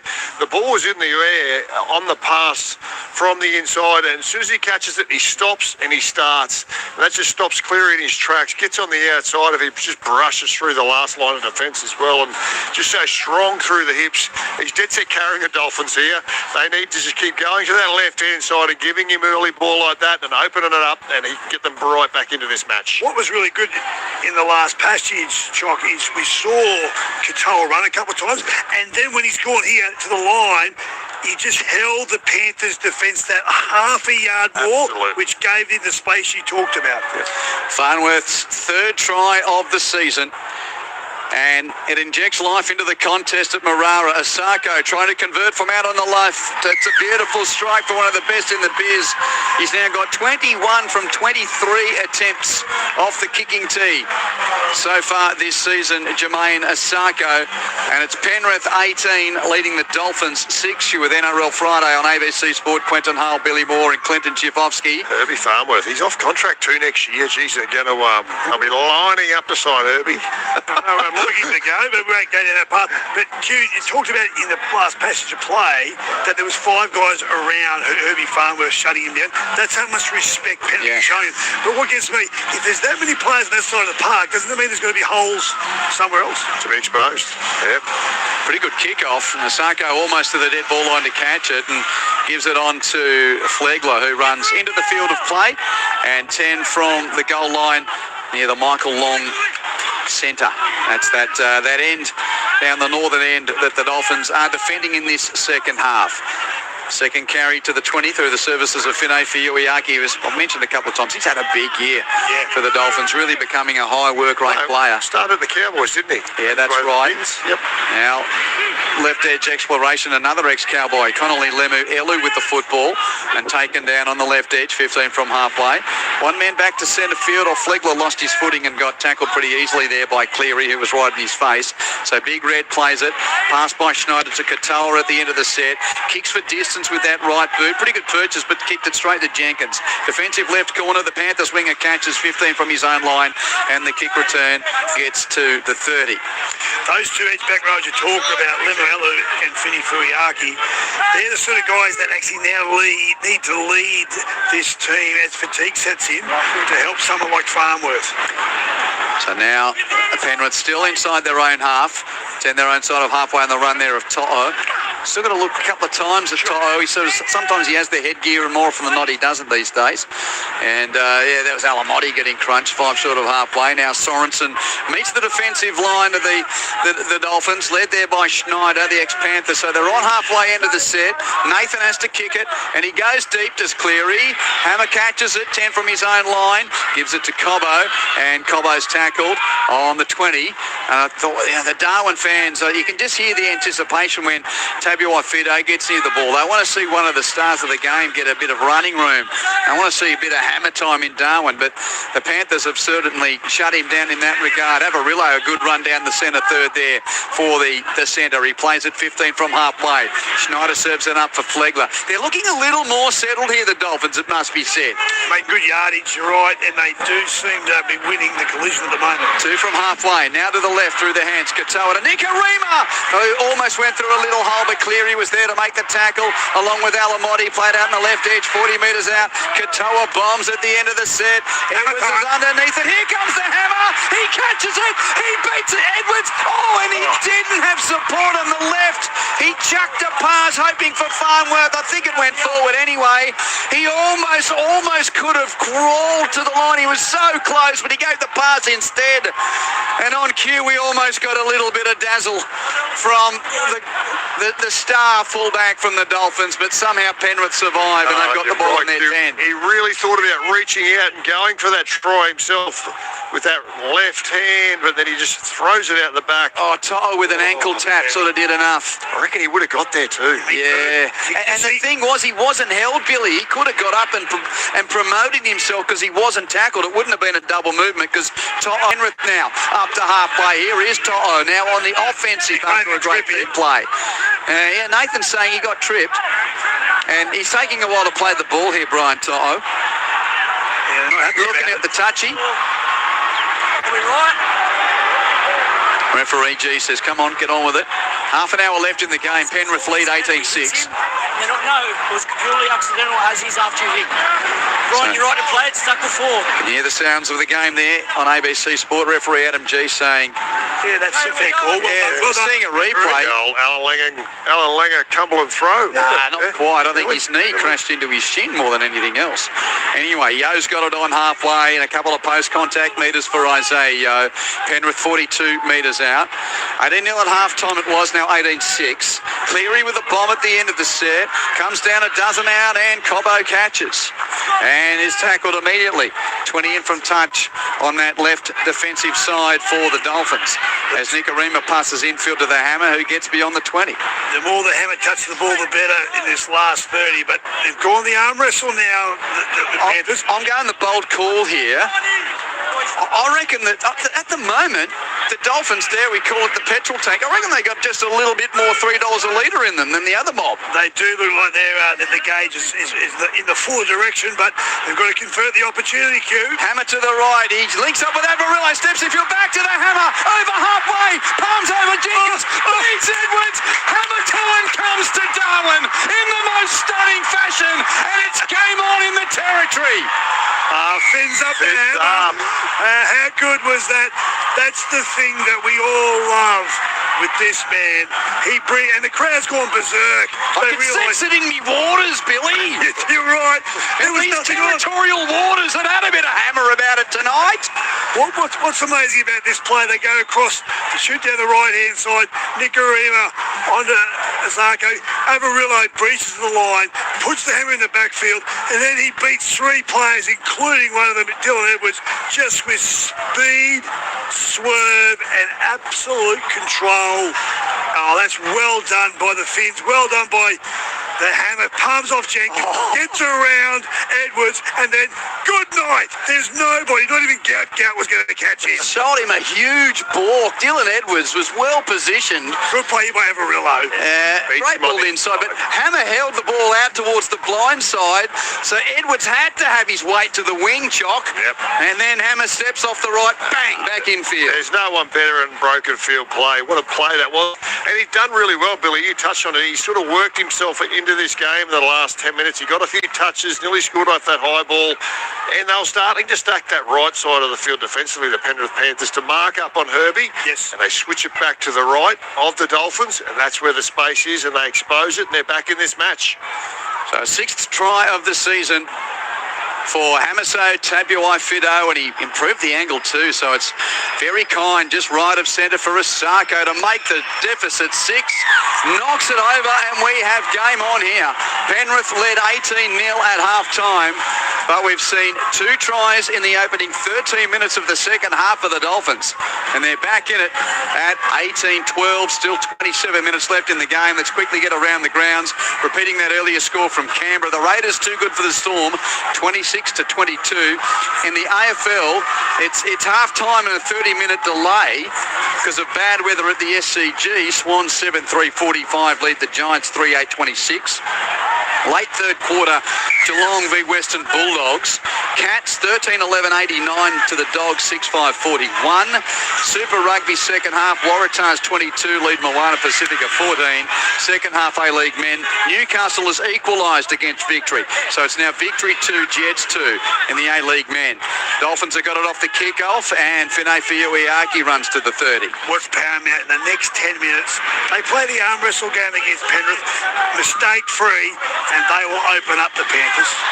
Now Katoa runs the ball for the first time. You've been waiting for that. A little run taken on the NRL logo right side on halfway. Schneider passes to the centre third, and that's a good run from Plath, I think it was, with his legs pumping there. Yeah, Max Plath taken down by Sorensen, 35 out.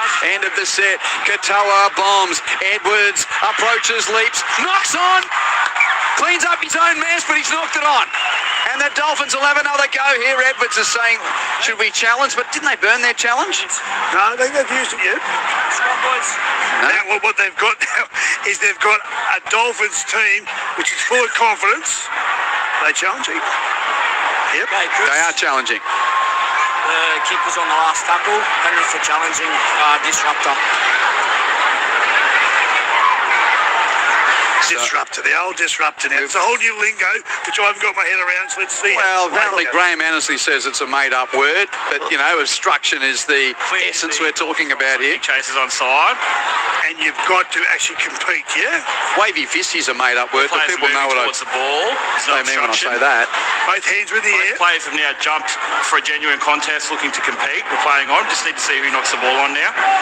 To get a touch on Osaka's arm, my question mark is the only thing that You're wondering whether it's first knock on Dolphins before Edwards knocks it on. No, it hasn't. No. Burner challenge here.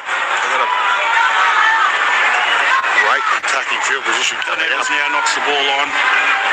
Challenge unsuccessful. Challenge is unsuccessful. And you're right, Chock, great position, because now they've breached them on the left and they've breached them on the right. So Herbie, if he can just keep the problems on his left-hand side rolling, and then you just need Averillo and the hammer to slip down the right side, it just makes the defensive line of the Panthers just that little bit thinner. Yep, they'll stretch them out. Well, they'll be like teenagers around a bubble tea stand whenever Herbie gets it. They'll all flock near him. School holidays, having those bubble tea stands done well. Here's a left set shift. Hammer on to Cobbo. Simple as you like. Through the hands. They shift it to the left. And Selwyn Cobbo scores in the left corner. 3 tries in a row for the Dolphins. And this Darwin contest has turned on its head. An Osako conversion attempt from the sideline. If it's good, it's locked up at 18. Cobbo scores off a scrum shift right to left. What would you have got if you had said 15 minutes after the half-time break that we could have an opportunity of a locked-up ball game? Beautiful football. Nathan and Alamotti. Who did they go to? Herbie Farnworth running the dummy line, which left the overlap on the edge. They played that really well. He's a strike play with the ball in hand and even as a decoy runner.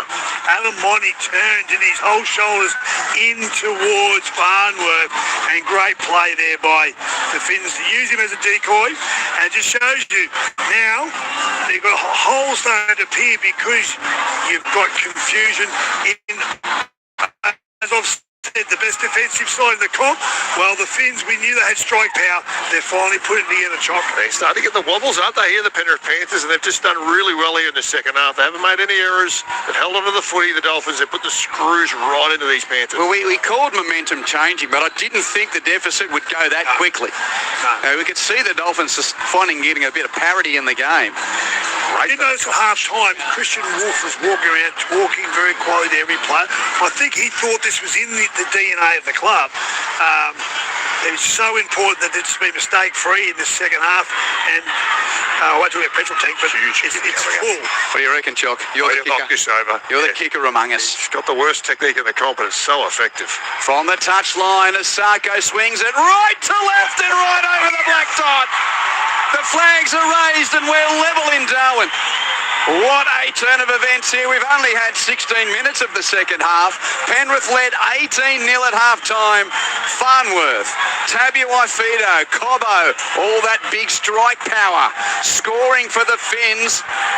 Hang on. Even the Hammer. 25 minutes coming up here. Even the Hammer, he had some work to do there. He played that really nicely, real nice soft hands, drew the man, just got it to his outside and put Cobbo in a clear air.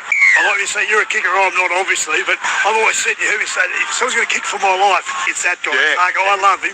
But he's got bad technique. Oh, it's terrible technique. Yeah. He's got the JT boomerang about him, but he just has it down pat. He must just practice it so much. He's kicked His timing is immaculate. 80% in club footy the last couple of years. Yeah. He's one of the better kickers in the competition. Among the best. And again, they're rolling down centre third really easily. The Dolphins. Stone on play 3 is only 15 from halfway. 3 tries in. And the middle third. Post contact meters 7, 8, 9 eventually crumbles down. 5 metres from the Penrith line. Last play here for the Finns. Goes to Katoa, who kicks high. And Jenkins will have to leap at this one. He doesn't. He catches it brilliantly on his chest. And he's taken down 30 from his own line. Penrith just need to get through a set here and get to the other end. As Alamotti's infield run is met by a solid tackle from Stone. Stop 15 from halfway. Talangi feeds it right to Edwards. He's rushed at by Flegler and put down. Still a dozen inside Penrith territory. Ball played there to Lussick. Passes to the right edge, but no room for To'o. He's got Schneider and Plath in his face. They make the tackle. Played to Lussick. Back left and centre field for Smith, who's back out there for Penrith. Good run. Gains 7 or 8. He's over halfway. Smith, 45 from the Dolphins line as he plays it. End of set. Cleary with a high, deep kick. Cobbo defensive left side. Catches 10 from his own line. Evades the chase of Alamotti. Tries to step over the tackle of To'o, and he does. He gets through another Cobbo. Barnstorming 20-metre run down the touchline. What a kick return. He's only 15 from halfway when he stopped. That was a special run by Cobbo. It's got the Finns in this set of 6 on the front foot. They run infield next carry, centering up, and 7 or 8 metres from Lemu Elu. Now to right in centre field from the hammer to a Katoa. Safine Fuiaki just grabbed on around the ankles. Really important tackle from Tongol. Quick play the ball to the right. The hammer gives it on to Katoa. Running at the line. He's running it now. Dummies, but is taken down by Liotta. Dolphins 30 metres out there, out on the right. Back to left and centre field. Pass to Tabio Fido. Give it on to Plath, who steps through the tackle of Smith before being taken down by Liotta. Only 28 metres out. Last play here for the Dolphins. Katoa with another bomb. It's going to come down 10 metres out. It's Edwards, and the hammer challenging. Pounds off Edwards' chest. Ricochets to Schneider. 6 more. Schneider for the Dolphins is tackled, and Edwards is feeling at his right hammy as well. Can't watch that. Got to watch Averillo going for a run and taken down. Only 2 metres out. Edwards, I think, is hamstrung there. Anyway, to the left. Katoa pops up a pass. Gilbert is taken. He's only 5 metres out. They were 18-0 down a quarter of an hour ago. This for the lead. The Panthers under pressure here as Katoa's taken down on a dummying run. Sorensen makes the play. 5 to the right of the upright to meter out. Back to the left through Plath onto Nicarima. Holds it. Divs it. Lemu Elu cut down by the tackle of Cleary and Alamotti. 8 metres out left edge. Nicarima back to the right. Gives it to Plath. He's taken down. 5 out and 5 to the right of the uprights. Still a couple of plays left in the set for the Dolphins. It's 18 all to the right. Katoa gives on to Fino Fuiaki. Lost it out the back. Great tackle there from, I think it was Edwards. Cleaned up by the Panthers. Jenkins has got it. Boy, there's a bit happening there. Take a breath. 20 minutes left in the game. It's 18 all. Jenkins in back play holding the hammy as the Panthers get beyond the 10. Yeah, I think Edwards is gone. It's his hammy or something in his legs. I think he's going to come off the park. It's a big loss for the Panthers. The chance there for the Finns would have put more points on the board. They didn't, but right now, talking about petrol tank, they've got nothing left in it, Panthers.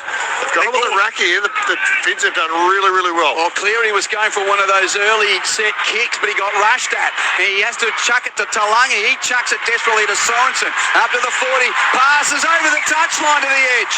They are rattled, and rarely you say that about Penrith. Nathan thought, yeah, I'm just going to go the old play 4 kick downfield, but the Dolphins were all over it, and they rushed at him, and play B and play C came unstuck. Drinks break right now. How big was this right for? Saved by the bell, the Panthers. Take a break. That. Wow. They are so fortuitous this is happening. Yeah. They were on the rack. Massive in the context of this match. They've got them on the rack here, the Finns. 18 all with 19 minutes and 57 seconds left. I'm interested to actually see. He's grabbing that hamstring. I'm surprised he's staying on. Or is it he's going for his bum? Maybe he might have got a knee in the bum. Yeah. Anyway, he's not happy at the moment, but I'm sure he'd prefer a corky in the rump to a hammy. The ice on the ball, Alan will fix it. Look at that. Yeah. So we've just tuned in. Penrith 3-0 in the first half, 18-0 at half time.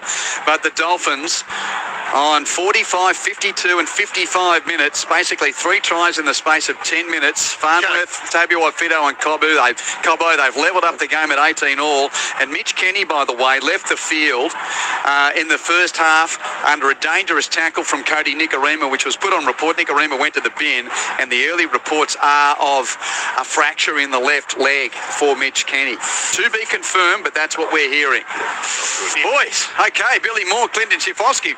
Well, as they say in summer, usually you guys aren't alongside me when I say, as drinks come onto the field, but it gives us a chance to tell everyone what's going on. Well, what's going on is we're watching one of the best passages of play we've seen of the Dolphins in season 2026 up against a very, very credible opposition. They're tearing Penrith apart. The best defence in the comp has been absolutely shredded by great ball running by the Dolphins, and they're doing running on the right side, doing on the left and down the middle. It's breathtaking to watch. They're winning the collisions. They're doing everything right, mistake-free. It's great to watch, Chalk. Yeah, you couldn't get a bet on now. The Dolphins, they're raging favourites coming. What have we got? 19 minutes, 57 seconds remaining, but it's all come off the back of Isaiah Katoa starting to run the footy. In that first half, it was just pass. He wouldn't run it. Come out in the second half, he started to take that line on a little bit. Brought that attack with him on the front foot, and it's just changed the whole momentum of this match. The crowd figure of 12,570 at Marara Oval as play is back underway. So basically into the last quarter of the game with this, 28 degrees, 80-odd% humidity. The extra drinks breaks tonight. 18 all Finns with the ball. Katoa has a run, centre field, 25 out, gives to Nikorima, little flat ball there onto Fine Fiuiaki, who's brought down 20 metres out in the right edge, and the tackle of Talangi. Plays the ball to Schneider, the ex-Panther now for the Finns. Passes left for Katoa, at the line gives to Nikorima, at the line to the left for Farnworth.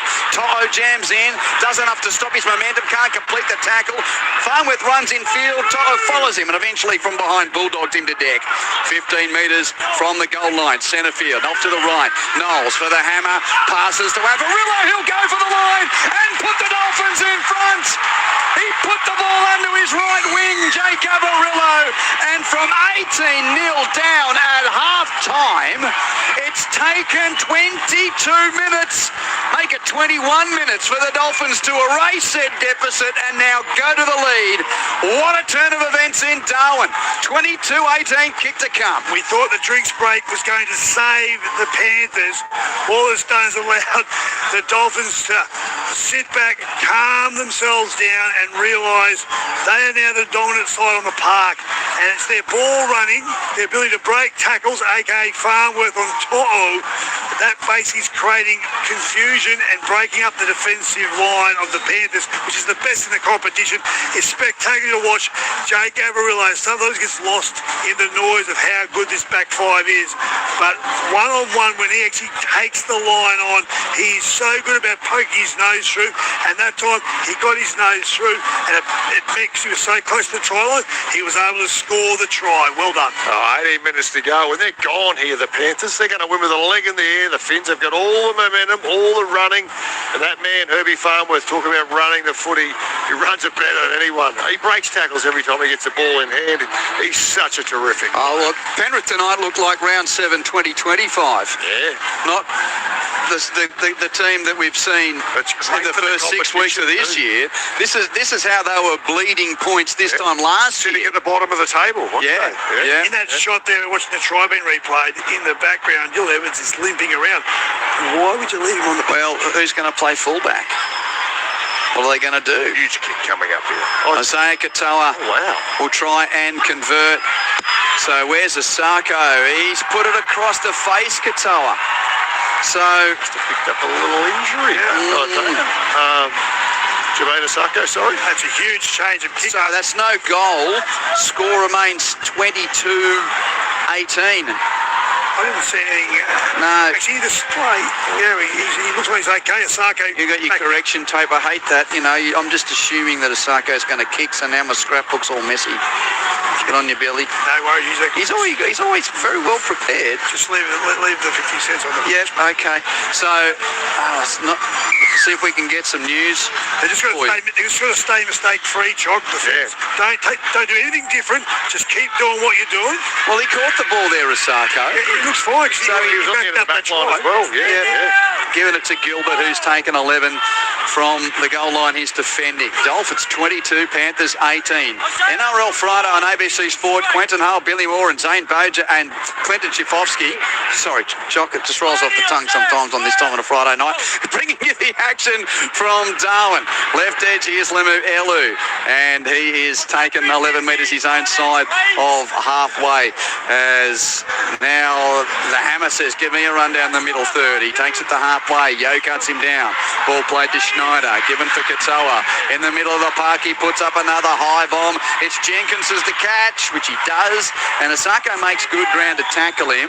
And Jenkins will play it on his own 20. Oh, Billy Moore wanted a good set there from the Finns, and that's what they gave him. Beautiful set. Great 5 runnings up the middle of the field with a really good kick on the end of it. Greg from Nowra says he's loving the M2 game. Reminds him of the Amco Cup. Just need the striped ball. Yeah, remember the old days where it was wet and you had those old regional venues with the weird bad lights. It's not, the lights at Morawa are better than that. Mind you, here's a penalty for the Panthers. This will help them get downfield. Well, this is the first time, probably in the second half, they've actually been down the Dolphins end of the park to start the set of 6. So let's see if they can put a dent in the Finns' defensive line. Sorensen with a run, and we're just Asako's feeling at his calf. Yeah. So maybe that's the reason he didn't kick. As Lindsay Smith runs forward, Penrith centre field 30 out, plays the ball. Leota now charges into the tackle of Knowles. He ricocheted off him. Schneider is there to make the tackle, and eventually Katoa and Knowles help finish him off. 25 out Penrith to the right. Cleary gives it on to the edge run there of Going, who's stopped 15 out. Wavy fisty though. 6 more here for the Panthers, just what they needed to try and break this run of 4 tries against. Smith centres it up, he's 8 out. That was on tackle 4 as well. It's passed left by Lussick to Cleary, given on to Sorensen. Good tackle. Avarillo coming out of the line to crush into Sorensen. 8 metres out left edge, pass back to the right from Lussick through Cleary across the 10 to Yo. Steps off his right, straightens up, but driven into the deck. Great tackle under the ribs there from Lemu Elu. Got help from Knowles. Ball played. Lussick passes to Leota, tries to crash ball line, but he didn't hit it with timing or momentum, so he's taken down a metre out. Is this the last? No, a couple left. To the right, Cleary's rushed at by Nicarima and tackled, so Nathan won't be there to execute the last play. He's playing the ball on 5. Blindside given to, loose pass from Tongo, stolen by Cobbo, and the Dolphins have survived the Penrith attacking raid as now Farnworth runs up to the 10. Dolphins survive. Lead the game 22-18 with 14 minutes to go. There was some good tackles in that set of 6. They won the collision. The Panthers were coming, but the Finns were able to repel them. They've got to get to the kick tackle this set of 6. This is... It's one up again. And now Asako hurt, but having a run in the middle third. Talangi there to tackle him. Finns are still only 15 from their own line. Now, Finefeuiaki, name me a more improved footballer in 2026 than this guy. After the 30, great run. Schneider at dummy half, passes there to Hammer. Runs 10, gets tackled, passes out the back to Katoa, runs at the line, passes to the right for Abaluro, puts a little starter step on, tries to get past Tongor, but the 100 gamer puts him down along with Talangi near the NRL logo. Just Dolphins side of halfway. End of the set, and Katoa flat-footed but kicks for distance. Kicks it straight to Edwards. Catches it 15 from his own line. Looks lame trying to get into a gallop, so he passes to the right for To'o, who's tackled on the 30. And he's out on that right side. Penrith start this set. on the 30 at the airport end of Marara Oval in very humid, very hot conditions. But we've still got 13 minutes of this one to go as Jenkins will go for a centre third run. Good carry, 8 from halfway, Thomas Jenkins. Now 15 tries for the year he scored earlier tonight. Edward looks a bit freer that time, running right of the ruck. Good run from Dylan Edwards. Gains 15 metres. Into attack go Penrith. 45 out. Ball given to the right for Cleary. He kicks in behind the line. A rolling dead ball. It was just too hot out of the boot. He doesn't make too many mistakes, Choc, but that's a crucial one. Huge one. They're looking a bit panicky here, the Penrith Panthers. We just got a shot as well before of his old man Ivan Cleary in the coach's box. He's working the walkie-talkie. Usually looks calm and composed, but even he looked a bit stressed, the coach. Masako takes the first carry of the 7 tackle set up to the 30. Oh, Avarillo with a loose high shot there from Lindsay Smith. Not much in it, but he knew he'd done the wrong thing.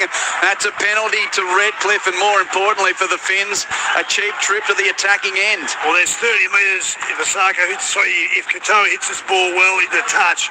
That's just a sloppy tackle. And, really, penalty. But anyway, long story short, they're going to walk down the park, and they're on the attack. Another try here for the Finns. That could be a game clincher. 18-0 Penrith at half-time. 4 unanswered tries to the Dolphins in this second half. Finn Diesel's out there. Good to see Felice Kafusi. 31 metres from the Panthers line. Schneider feeds centre field. Knowles through the hands to the right. Katoa to Tavi White-Fido. Accelerates, but Talangi grabs him by the collar and puts him down from behind. 15 metres out. Ball played to Avarillo. Pass infield there to Katoa. He gives it left to Gilbert.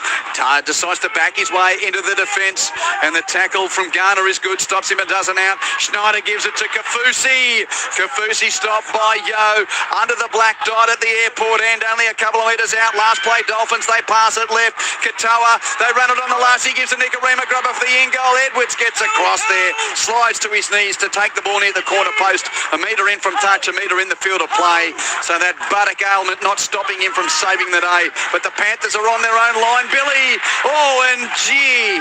For a moment there, I thought that To'o was going to get pushed into the in-goal area. Play 3, Garner's 5 from his own line, and Edwards is, he's now clutching again at that leg. I think he's gone. Yeah, I think he is too. He's brave, he's tough. He doesn't want to come off. It's a Garner on the ground. Something's happened to him, but what a fascinating clash we got here, Choc. Pickle juice. Sorry, Choc.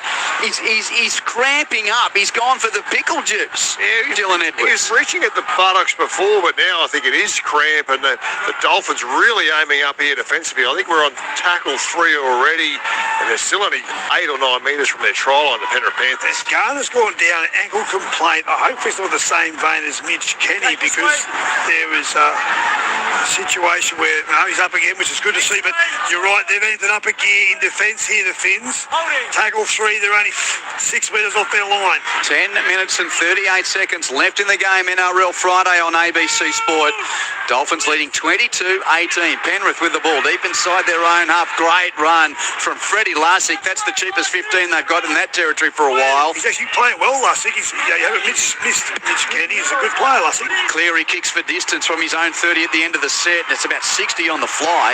Caught at the opposite 20 by the hammer, who's got time to circle to the 30 and eventually stops about a dozen from halfway. They've definitely got the field position here in this second half here, the Finns. Another great set defensively there.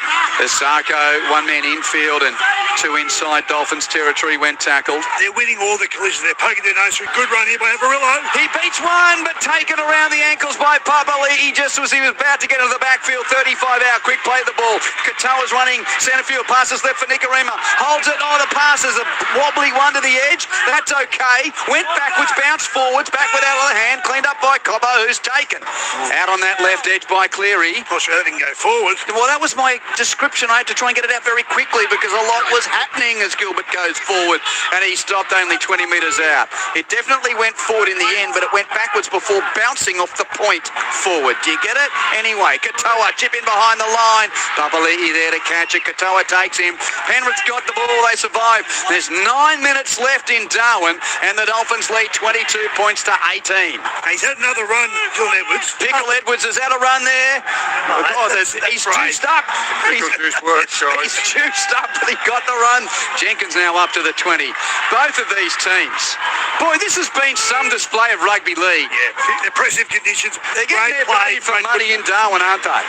Great game as far as entertainment's concerned. Right side shift or a juggle there from Paul Alamotti, but he's tackled. 15 from his own, 5 from halfway. He almost lost it there. Nathan Cleary with a big bomb. Oh, that's gone beyond Asako and rolls touch in goal. As much as we've talked about the the Dolphins being a different team in the second half, the Panthers just fallen off a cliff. Yeah, the wheels have fallen off. He's kicking game. He kicked 2 dead in his last 2 kicks. You won't see that again for the rest of the season from Nathan Cleary. Unbelievable. Yeah, he just went for distance, and admittedly it pitched 8 metres from the goal line, but pitched on its point and rolled straight towards touch in goal. Well played from Asako as well, man. They've lost control. Yeah, they have. Absolutely. They've got him on the racky of the fins. But it's only a 4-point ball game. That's right, one try is all it's going to take. Exactly. Platt's got the ball for the Dolphins. Tackled by Leota, 9 inside his own half. He'll get to his feet and play at centre field. Gives it left side to Kafusi. Gain of 10 for the Fuss. And he's 45 out. Left edge went tackled. Plays the ball there to Schneider. Blindside given to Nick Arena. Feeds the inside line of Farnworth. Draws 2. Gets an offload away. Schneider sneaker face. Gives it on to Kafusi. Steps through 1 but is held up. 38 metres out by the tackle there of Leota. Couple of plays left in the set. Give it to Katoa centre field. On to the straightening run of Gilbert.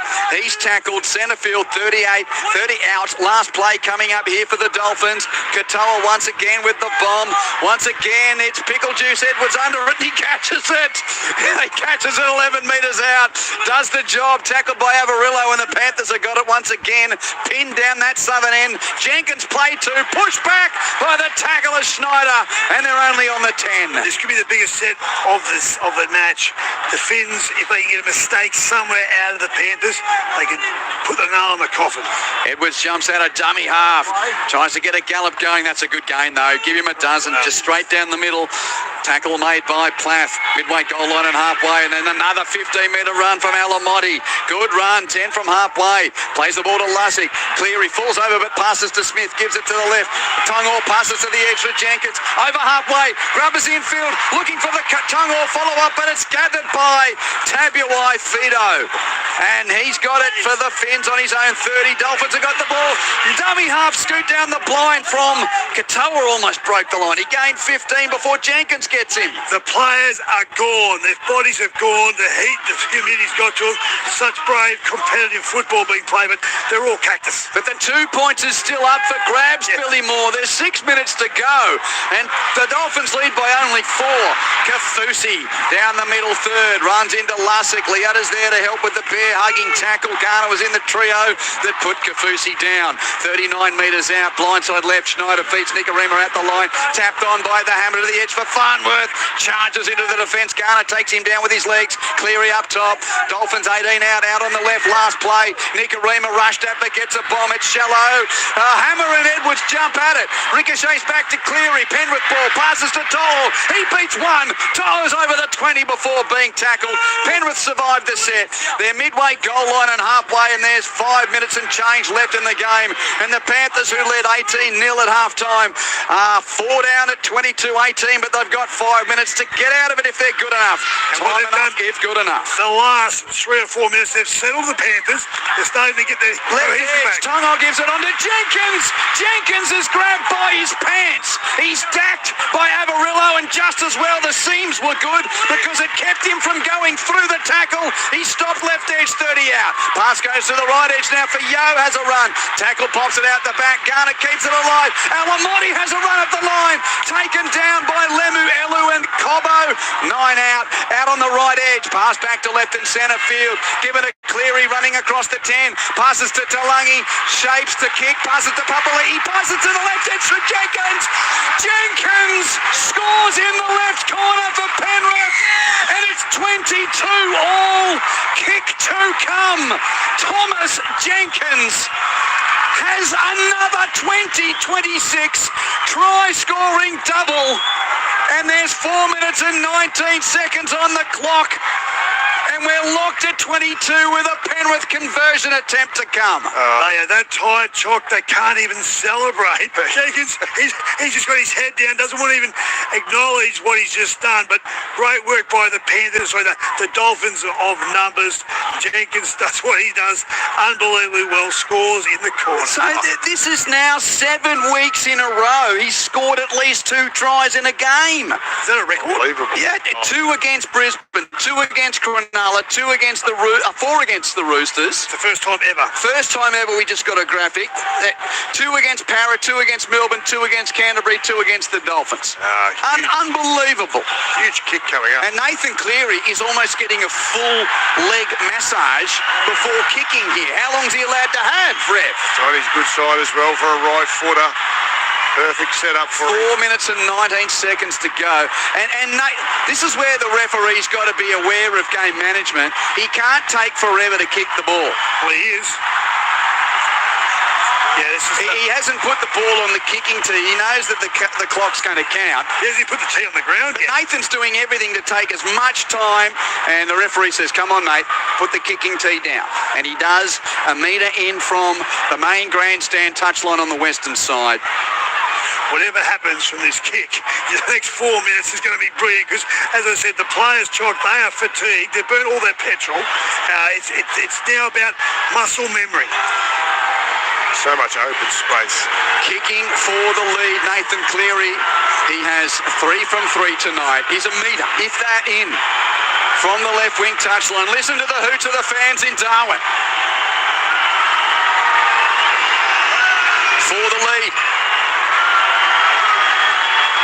Cleary approaches, strikes, pushes it right. It's not coming back. No goal. 22 all. 4 minutes and 14 seconds left.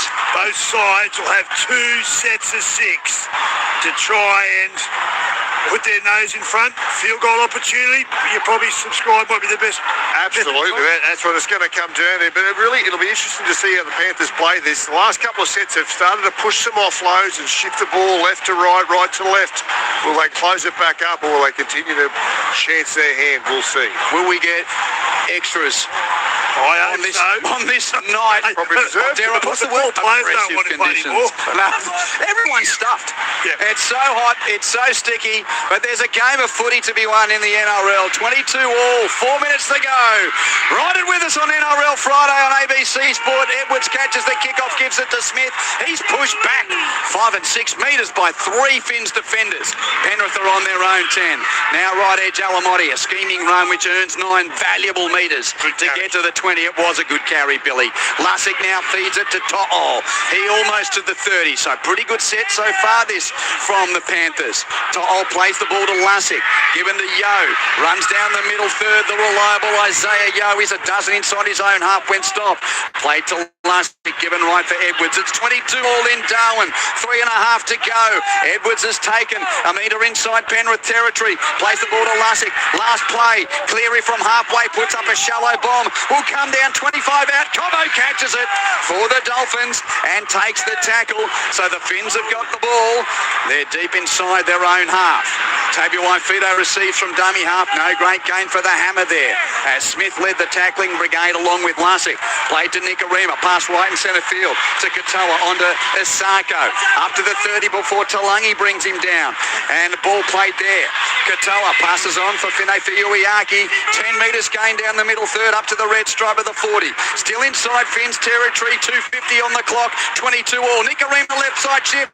Passes to Farnworth. Tackled around the ankles by Alamotti. Farnworth's 45 out from the Penrith line. Last play. Katoa puts a high, deep bomb to the ball. It bounces on the 10-metre line very kindly for Jenkins. It bounced in between fullback and winger. That's a kind bounce, and Jenkins goes to deck. He's hurt his knee, and that might be a hip drop from Gilbert. Yeah, hip drop. Rotation. Time's off. Now is Jenkins okay? 2:24 on the clock. Penalty Penrith. Jeez, they've got lucky there, the Panthers. Dylan Edwards lets that ball bounce. Yes. It could have went anywhere. Bounces straight into the arms of the winger, then they get a hip drop penalty. They're going to get in really good field position for him. Report. Oh, that's a nasty one too. Gilbert's body weight going right through the knee of Thomas Jenkins. You have to think with a big touch finder and 4 or 5 good carries, they're going to be in the box seat for a field goal. See, and the interesting thing, we understand Kenny's off with maybe a broken leg. Nikorima went to the bin, but really should the nature of the injury decide whether or not a guy goes to the bin? Was that tackle just as bad as Nikorima's? Yet why do we get different interpretation? Let's play footy anyway. 2 minutes to go. Papali'i with a carry. Penrith 40 metres out. It's 22 all. Now Isaiah Yeo does what he does best. Professional footy. Hard 8 yards down the middle. He stopped 30 metres out. Played to Lussick. Given to the right. Cogger passes to Cleary to Edwards. Right edge Alamotti. Great infield jam tackle there from Cobbo to put him down. Out on the right Penrith. They're 20 out. Back to left and centre field. Cleary passes. It goes along the ground. Oh, and Jenkins has fumbled it. It went over the head of a couple of players. Jenkins had to mop up, but he fumbled it in doing so. Knock on Penrith. 22 all. Tick, tick, tick. A minute 21, 20, 19. When's the clock going to stop? It's still ticking down. There's about 70 seconds left in the game. Well, it means that in regulation, the Dolphins will get a full set of 6. Will give them a chance for a match-winning field goal. Clock stop with 69 seconds left in regulation. And that was a fatigue mistake. It was. And it was Nathan Cleary as well. But that last set of 6 from the Dolphins, they were out on their feet. They just need to find some energy from somewhere here. What a rugby league display for the fans in Darwin as the Finns win the scrum. Nikorima's tackled 30 metres out. There's a minute to go. The Dolphins are at the wrong end of the park to go for 1 point yet. No great gain on the carry of Lemuelu either. Papali'i with a good tackle. They need a big run. Give it to Fine Fiuiaki. 7, 8 post-contact metres. Barnstorms his way to within 5 of halfway. Out on the right edge. Platt passes centre field. Katoa, they shift it through the hands to the edge. Nikorima to Tabuai Feddo under Farnworth. Oh, he bowls into Cleary who recoils. Now a pass goes out the back, which is messy. Molo cleans it up just. And he's tackled. That's the 4th. They're 5 inside their own half. There's 20 seconds to go. It's 22 all. It's a mess. Who's going to take it forward? Molo does. Tackled. Last play coming up for the Dolphins. They're on halfway. And a long-range field goal attempt from 49 metres won't have the journey. It pitches 10 from the goal line. Jenkins has got it. Time will expire. Will he try and do something crazy? Or are we going beyond the 80? It's the latter. It is golden point. Extra time in Darwin as the Dolphins and the Panthers finish 22 all after 80. What a contest. Loving every minute of it. The fundamental point here is there's 2 points up for grabs, and if the Finns don't get those points, they'll look back on their season and say, soul destroying. That's what it'll be. Yeah, it will. They need the points. They need the points more than the Finns, and so they're more than the Panthers in my book. But it's so important that whichever side has the opportunity, they've got to get themselves in position. I thought both sides were very poor in their last couple of sets of 6. Got a bit frantic, didn't it? A little bit hectic. Weren't really sure. Just one of the halfbacks can step up here and take control. They'll win this match for their team. 22 all. Penrith led 18-0 at half-time. Dolphins got out to a 22-18 lead before Jenkins scored 5 minutes from full-time to lock it up at 22. Cleary's conversion from the touchline out on the left failed to put Penrith in front, so we go to golden point. Let's do a quick whiz around the grounds. Earlier tonight in Canberra, the Raiders too good for the Storm, 26-22. There's been a lightning delay at the SCG. Still no further play. Swans and Giants are stuck at 7-3-45 to 3-8-26. Swans in front, that's half-time, lightning delay. Same at the rugby. Tars and Moana Pacifica, it's about to restart. In fact, both of those games are about to restart. Tars leading Moana 22-14. The AFL game at Cardinia Park's all but over. The 4 points are decided. Geelong will win. The Cats 19-17, 131 to the Dogs, 8-8-56. So here we go to golden point, extra time in Darwin. And this is really important. We're watching the Dolphins huddle and Katoa's doing all the talking. He'll be just saying, get me in the position where I can win this game. And they were a bit sloppy in that last set of 6. So were the Panthers. It's whoever can just keep their heads and make sure they basically put their key player in the best position. Katoa and Cleary, they're two of the best players. one of these will ice this for sure. Finns were just struggling to get decent field position. I know, trying to push it through the middle with their forwards. Maybe look for early shift. The hammer to get in there, and Farmworth and these bigger outside backs, Cobbo, and just take some runs out of dummy half, one off the ruck. Just get that ruck speed going for them. So Penrith's going to kick off, are they? The Finns won the toss. So Dylan Edwards is going to kick off. Golden Point extra time in Darwin. It's been terrific for the first 80. What's cutthroat time got for us in the Northern Territory? As Molo runs off the airport back fence with a huge charge up to the 20 with the first carry of Golden Point time. He had so much intent in that run, and now the pumping thighs of Fino Fiuiaki. Couple of post-contact metres beyond the 30. Good first two runs for the Dolphins. Now, through the hands, Gilbert Katoa gives it on to the left edge for Lemu Elu. Tackled 11 metres his own side of halfway. Plays the ball to Platt. Given on to Katoa. He gives a straightening run there of Gilbert. 3 in the tackle. Cleary coming into him really aggressively, third man in. Ref says it's okay. Platt passes right. Katoa passes to the hammer. On halfway, gives it to Avarillo. Tries to straighten through the hole, but it was closed there by Tungor and Jenkins. 45 out, the Dolphins out in the right. End of this set. Katoa chips in behind the line. Will come down 20 metres out. It's been knocked on by Gilbert of the Finns, I fancy, and taken by Talangi of the Panthers. With a Double knock on. Who's he saying knock on first? I reckon, well, I called it Gilbert knock on. I thought he got to it first. Kitchers on the last tackle, mate. We got the first knock on off Dolphins, and then second off Penrith. Yeah, that's the way I called it. But the Finns are going to send it to Chris Butler in the bunker. Big decision, this. Well, it was Gilbert and Edwards. Gilbert chases on side. The front rower, the unlikely leaper. Or did it go through his arms before Gilbert got to it? So there's a little gap potentially. I think it's brushed his arm. It's there now. I think, well, that's what you'd assume so. Yeah. Or did it? Edwards definitely knocks it on. The question is, did it graze Gilbert's arm to constitute a knock-on on the way through to the Penrith fullback? You almost can't pick it up. Yeah, so they'll stay with the on-field, and the challenge will remain. They'll keep their challenge. Getting another look here. Oh, gee. That angle Based on the looks like available camera angles that we haven't got conclusive evidence to overturn the on-field decision. Dolphins will retain their challenge. On-field call will stand. You retain your challenge. On-field decision. So knock on first. Knock on from Gilbert. It'll be a play the ball because it was last tackle off on first. Yep, Penrith get the ball, but they're deep inside their own half. So that chewed up 70 seconds of Golden Point time. I've got to give some credit to a front rower that can jump like that, though. He was a legitimate contest against the fullback. Well done by Gilbert. 83 minutes into a match. Isaiah Papali'i plays the ball. Thomas Jenkins given a ball and driven back by the tackle of Molo and others. So Penrith still 22 from their own line as Lussick has a one-out run from dummy half, met by Gilbert, tries to wrestle him to the deck, but Lussick holds his ground and now plays it standing, 30 from his own line. Given to To'o, rushed at, but no great gain for To'o there.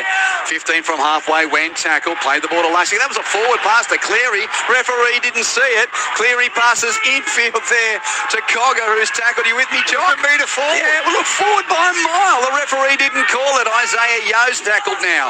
5 inside Penrith territory. This is the last play of the set for the Panthers. Cleary bombs high, deep. Cobbo underneath. Cobbo catches on his own 20 and is driven to deck by the tackle of Alamotti. What a set of 6 defensively by the Finns there. They restricted Penrith. They made about 25 metres. Tabu Waifito will run. Dolphins get to the 30. 2.5 minutes left in the first period of Golden Point. It's 22 all in Darwin as Farnworth's buzzing through again on a great run. Stop 5 from halfway, having slipped a couple of tacklers. Plays to Plath, given to the right side. Katoa onto Asako, steps infield, but he's put to death by the tackle of Tungor. Gets into attacking territory, plays it out on the right, 45 from Penrith's line.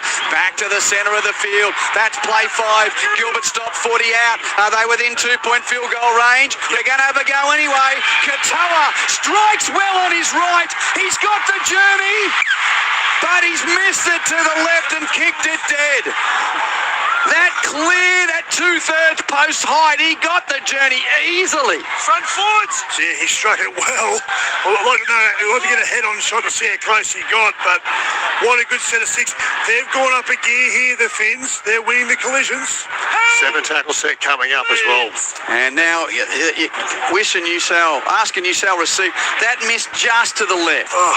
Not much in that from Izzy Katoa from long range. Penrith have got it. Minute 40 left in the first period at Golden Point. Up to halfway on the carry there of Alamotti. Importantly, that's only play 2. They'll be in good field position, end of set, you'd think. Cleary passes left for Papali'i, and he stopped 45 metres from the Dolphins line. Plays it to Sorensen, directs it back to the centre third. Through Cogger to Cleary, onto a straightener from Garner. Good run, 35 out, centre field. 2 plays left in the set in Golden Point here. Cleary directs it left. Isaiah Yeo says, back to the centre third. So he'll be stopped 30 metres out. Centre field, they'll be rushing at Cleary here, who sets up for the 1 point from 31 out. Effective charge down made by Gilbert. Ricochet goes to halfway, taken by Papali'i. Penrith ball. He passes it to Tungoa. Did he knock it on? No, off his shin. Picks it up. Runs forward. Over the 40. Over the 30. Goes to depth. Gets up again. Isaac Tongo up to the 20. Still going. Tackled 12 metres out by Tabuai Fido. 37 seconds left in the half-point side. Cogger gives to Alamotti. He's tackled only a metre out. 30 seconds left before half-time if we need it. Cogger shifts it left for Penrith. Cleary's long pass to the centre of the field for Taulagi. He straightens and is taken down. Now they're right in front, only 8 metres out. Do they go for the one here? Pass goes back to Cleary. Rushed at, evades Platt, settles from 20 and wins the game for Penrith. Cleary does it yet again. And the Panthers prevail in a Darwin thriller. Once again, the superstar halfback delivers the 1 point dagger in sudden death time. Penrith win it in Golden Point, 23-22. Well, Northern Territory, what do you reckon about the NRL? How about that? Well, they got a great game. The exhibition put on by both these sides. Take about every player on the park. You were absolutely magnificent. The conditions were tough, but they answered the call. What a contest. In that last set of 6, Cody Nikorima pull off a try-saving tackle, but the run by Targo, basically opened up the opportunity. He beat about half the team. It was a bit of an ordinary kick. It was a mung off the inside of the boot. But it was close enough because they got the right to be in position. And he came out, I think it was Plath come out from the line, and he didn't panic. Cleary, he basically threw a dummy, got back on the inside and just sealed the deal. That's what he does well. That's why he's arguably the best halfback in the world. But what a contest. It's a shame for the Finns. They're going to have to lose this game. Panthers, well done. They were bleeding points. They stemmed the bleed with 5 minutes to go. They got back in control and they come away with 2 points. And shock, that's what great sides do. They win ugly. They do. And the great players step up as well. That's what Nathan Cleary did there. That's an extremely difficult kick to take.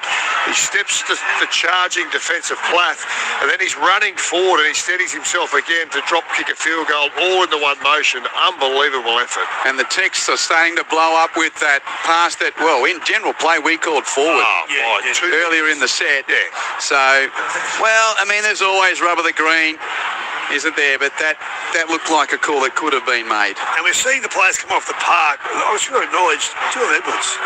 He was out for all money. It looked like I thought he put his hamstring, but then he had a cork in the glute. Pickle juice. He just wouldn't come off the park. He kept carrying the ball. He kept getting involved in defence. That's a great show of the spirit that lays in the boys from the foot of the mountain. What about Herbie Farmworth? Wow. How good was he? Did everything he could to win that match for that team. Unbelievable.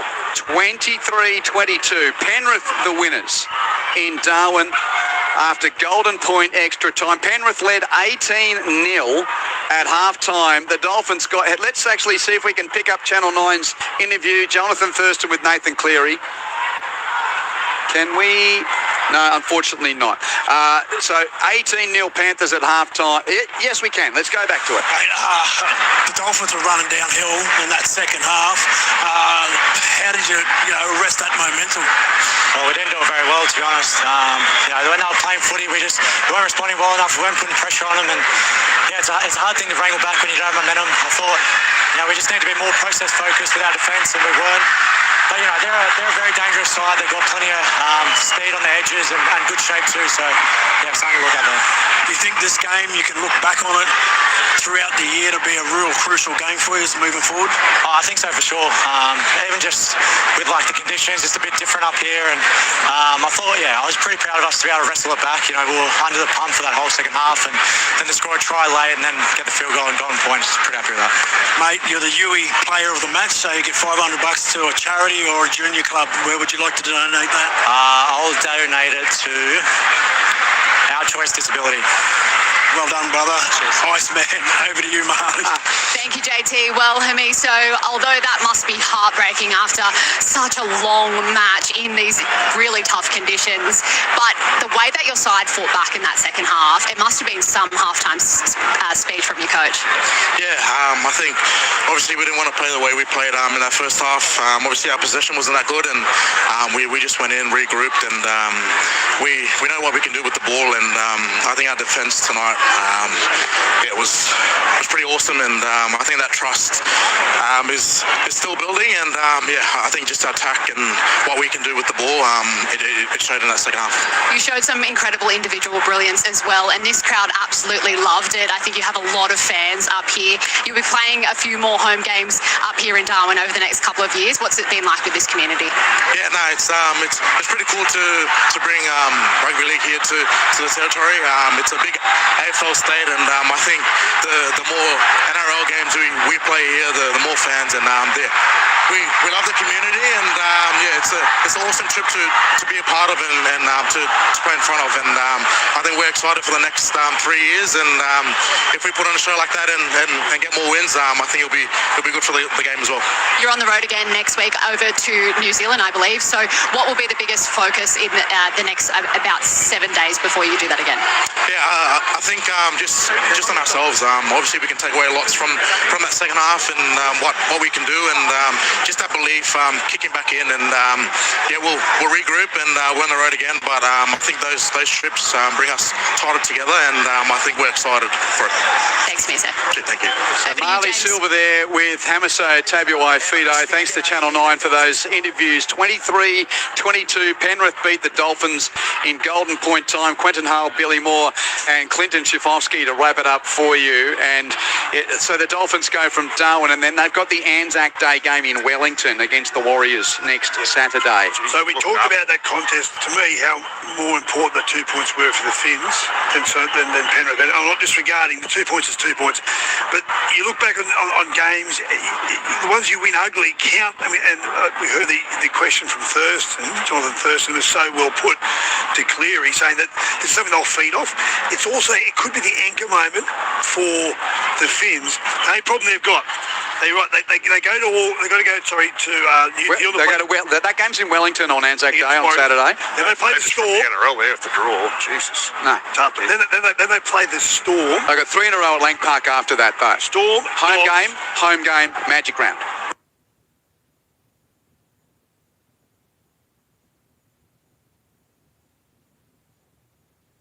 Roosters.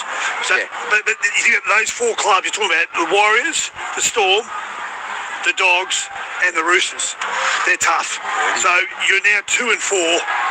You could be 2 and 8.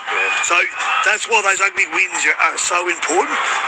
But for the Panthers, that's what they underpin their whole club culture around. I'll go back to Dylan Edwards.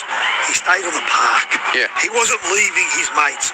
They got the right spirit inside that club. And Asako did the same thing in a way. Yeah, it was with the Dolphins, with the calf injury. It was a fantastic contest. As I said, all players take a bow because what a great exhibition for rugby league in the NT. Osako, if he takes that last conversion that Katoa took, maybe he kicks it. We don't even go to. Yeah, that's a good point. So Katoa missed the conversion from out on the right because Osako's calf was an issue. So you've got an 80% goal kicker unable to take the clutch kick, which would have put them 6 in front. Yep. As it were, that would have won them the game. Well, hindsight. Yeah. Hip drop. How many? So Nicarima on report, Mitch Kenny potential broken leg, and Tom Gilbert on report late in the game there. And was there a Penrith player on report as well? I'll have to double check among the hurly-burly of everything that happened. But so for the Finns, obviously they've got to recoup, and they've got a long road trip because they head to NZ. Catch your breath. We'll get you 3, 2 and 1 in a moment. But look, we'll bring you the wrap from Canberra in just a second. The Raiders defeating the Storm earlier tonight. So just before we do that, we'll take a quick whiz around the grounds. Final score here, 23-22.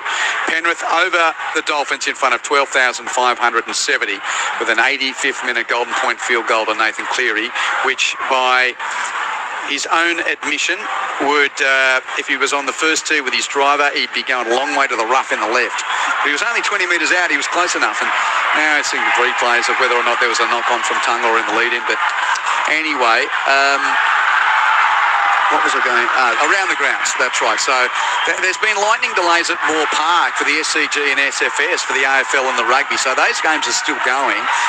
Late third quarter, Swans 9 goals, 357 lead the Giants 5-12-42. You can hear that on ABC Listen. In the rugby, have they got to the? Yeah, they've got to the end of that game. Tars have won. Tars have beaten Moana Pacifica. Waratahs 29, Moana Pacifica 14. And in the earlier AFL game, huge win for Geelong over the Western Bulldogs. 10 goals for former Giants, former Jeremy Cameron.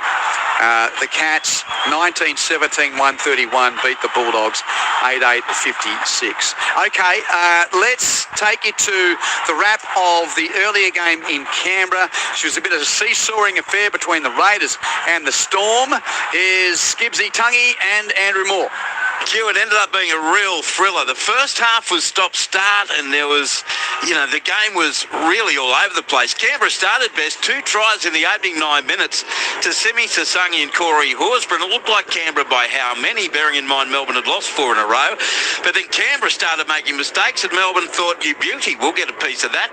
And Suafar Longo, the brilliant Melbourne fullback, scored in the 12th minute. 4 minutes later it was Will Warbrick, and then 10 minutes later it was Nick Meaney. And Canberra actually were down. Melbourne led 16-12 at half-time. But Canberra, I reckon they dominated 30 of the 40 second half minutes. Ethan Strange scored in the 45th minute. Matt Timagor in his return to the NRL in the 61st. And it looked like Canberra were well on their way, leading by, it got up to 26-16 with a couple of penalty goals. But then all of a sudden, Nick Meaney scored a runaway try in the 74th minute. And it was a 4-point game, but Canberra just held on to win 26-22 before a terrific crowd in pretty cold conditions. 17,321. I called the game with former Canberra captain Alan Tongue.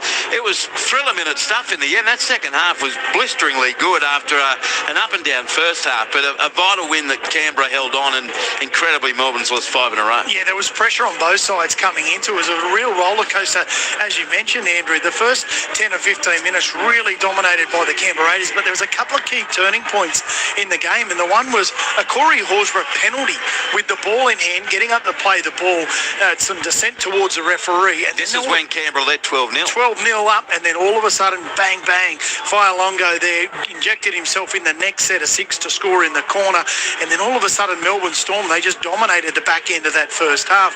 And you're right, the Raiders, they really came out, improved defensive display in particular in that second half, and then that led to some points there to be able to hold on. But it was thriller-minute stuff. It was really good play. And I'll tell you, a couple of players that really stood out for me for the Canberra Raiders. One was Simi Sasangi. It seemed like every time he got the ball, he beat the first man or two in attack there, scored a beautiful try, set up another one for Ethan Strange with a freakish pass. I said this last week in Perth, Tungy, I think Simi Sasangi is the form centre in the comp. I don't think anybody could argue against that. It is unreal. It is quite remarkable, just filling in there to start off with the Timagor injury. Now, there's no way you can wedge him out of it. And so that was really good. And Hudson Young, some big plays. Yes, there's some big moments in the game with his defence, but his line speed, his kick chase, he is in absolutely everything. He was brilliant. But for the Melbourne Storm, there was glimpses once again. The fullback was their star, though, wasn't he? Absolutely. Jerome Hughes played really good too. There were some glimpses of this is what the Melbourne Storm are about. They got in that grind, they kicked long, defensive, they were good. They just couldn't sustain it for a long enough period. So the Melbourne Storm, 5 losses, they really need to turn that around. South at home next week. And Suafalongo, playing South, they've never lost to South at home. The record is insane for Melbourne, so we'll see that put to the test. But Suafalongo early in the game had an ankle injury. He could barely walk, but you wouldn't know when he ran. Every time he walked, it was like we needed a medicap. And as soon as he got the ball in the hand, he just took off. He was lightning. Yeah. Anything that was good for this game happened around Suafalongo, so he was brilliant. All right, thank you, Tungy. ABC Player of the Year points, 3 to Hudson Young, 2 to Simi Sasangi, and 1 to Melbourne fullback Suafalongo, as Canberra turn a 16-12 halftime deficit Q into a 26-22 win over Melbourne. Andrew, Tungy, thank you. So the Raiders and the Panthers, the winners. 23-22 in Darwin, if you've just tuned in. Nathan Cleary with a field goal 5 minutes into golden point time after it finished 22 all. You've had a collective chat, Billy and Clinton, about the votes. As I say, two's always better than one. Yeah, definitely. There's so many wonderful players on that park. I gave 3 to Herbie Farnworth. A player could not have done more, as Chock said, to win the game. It's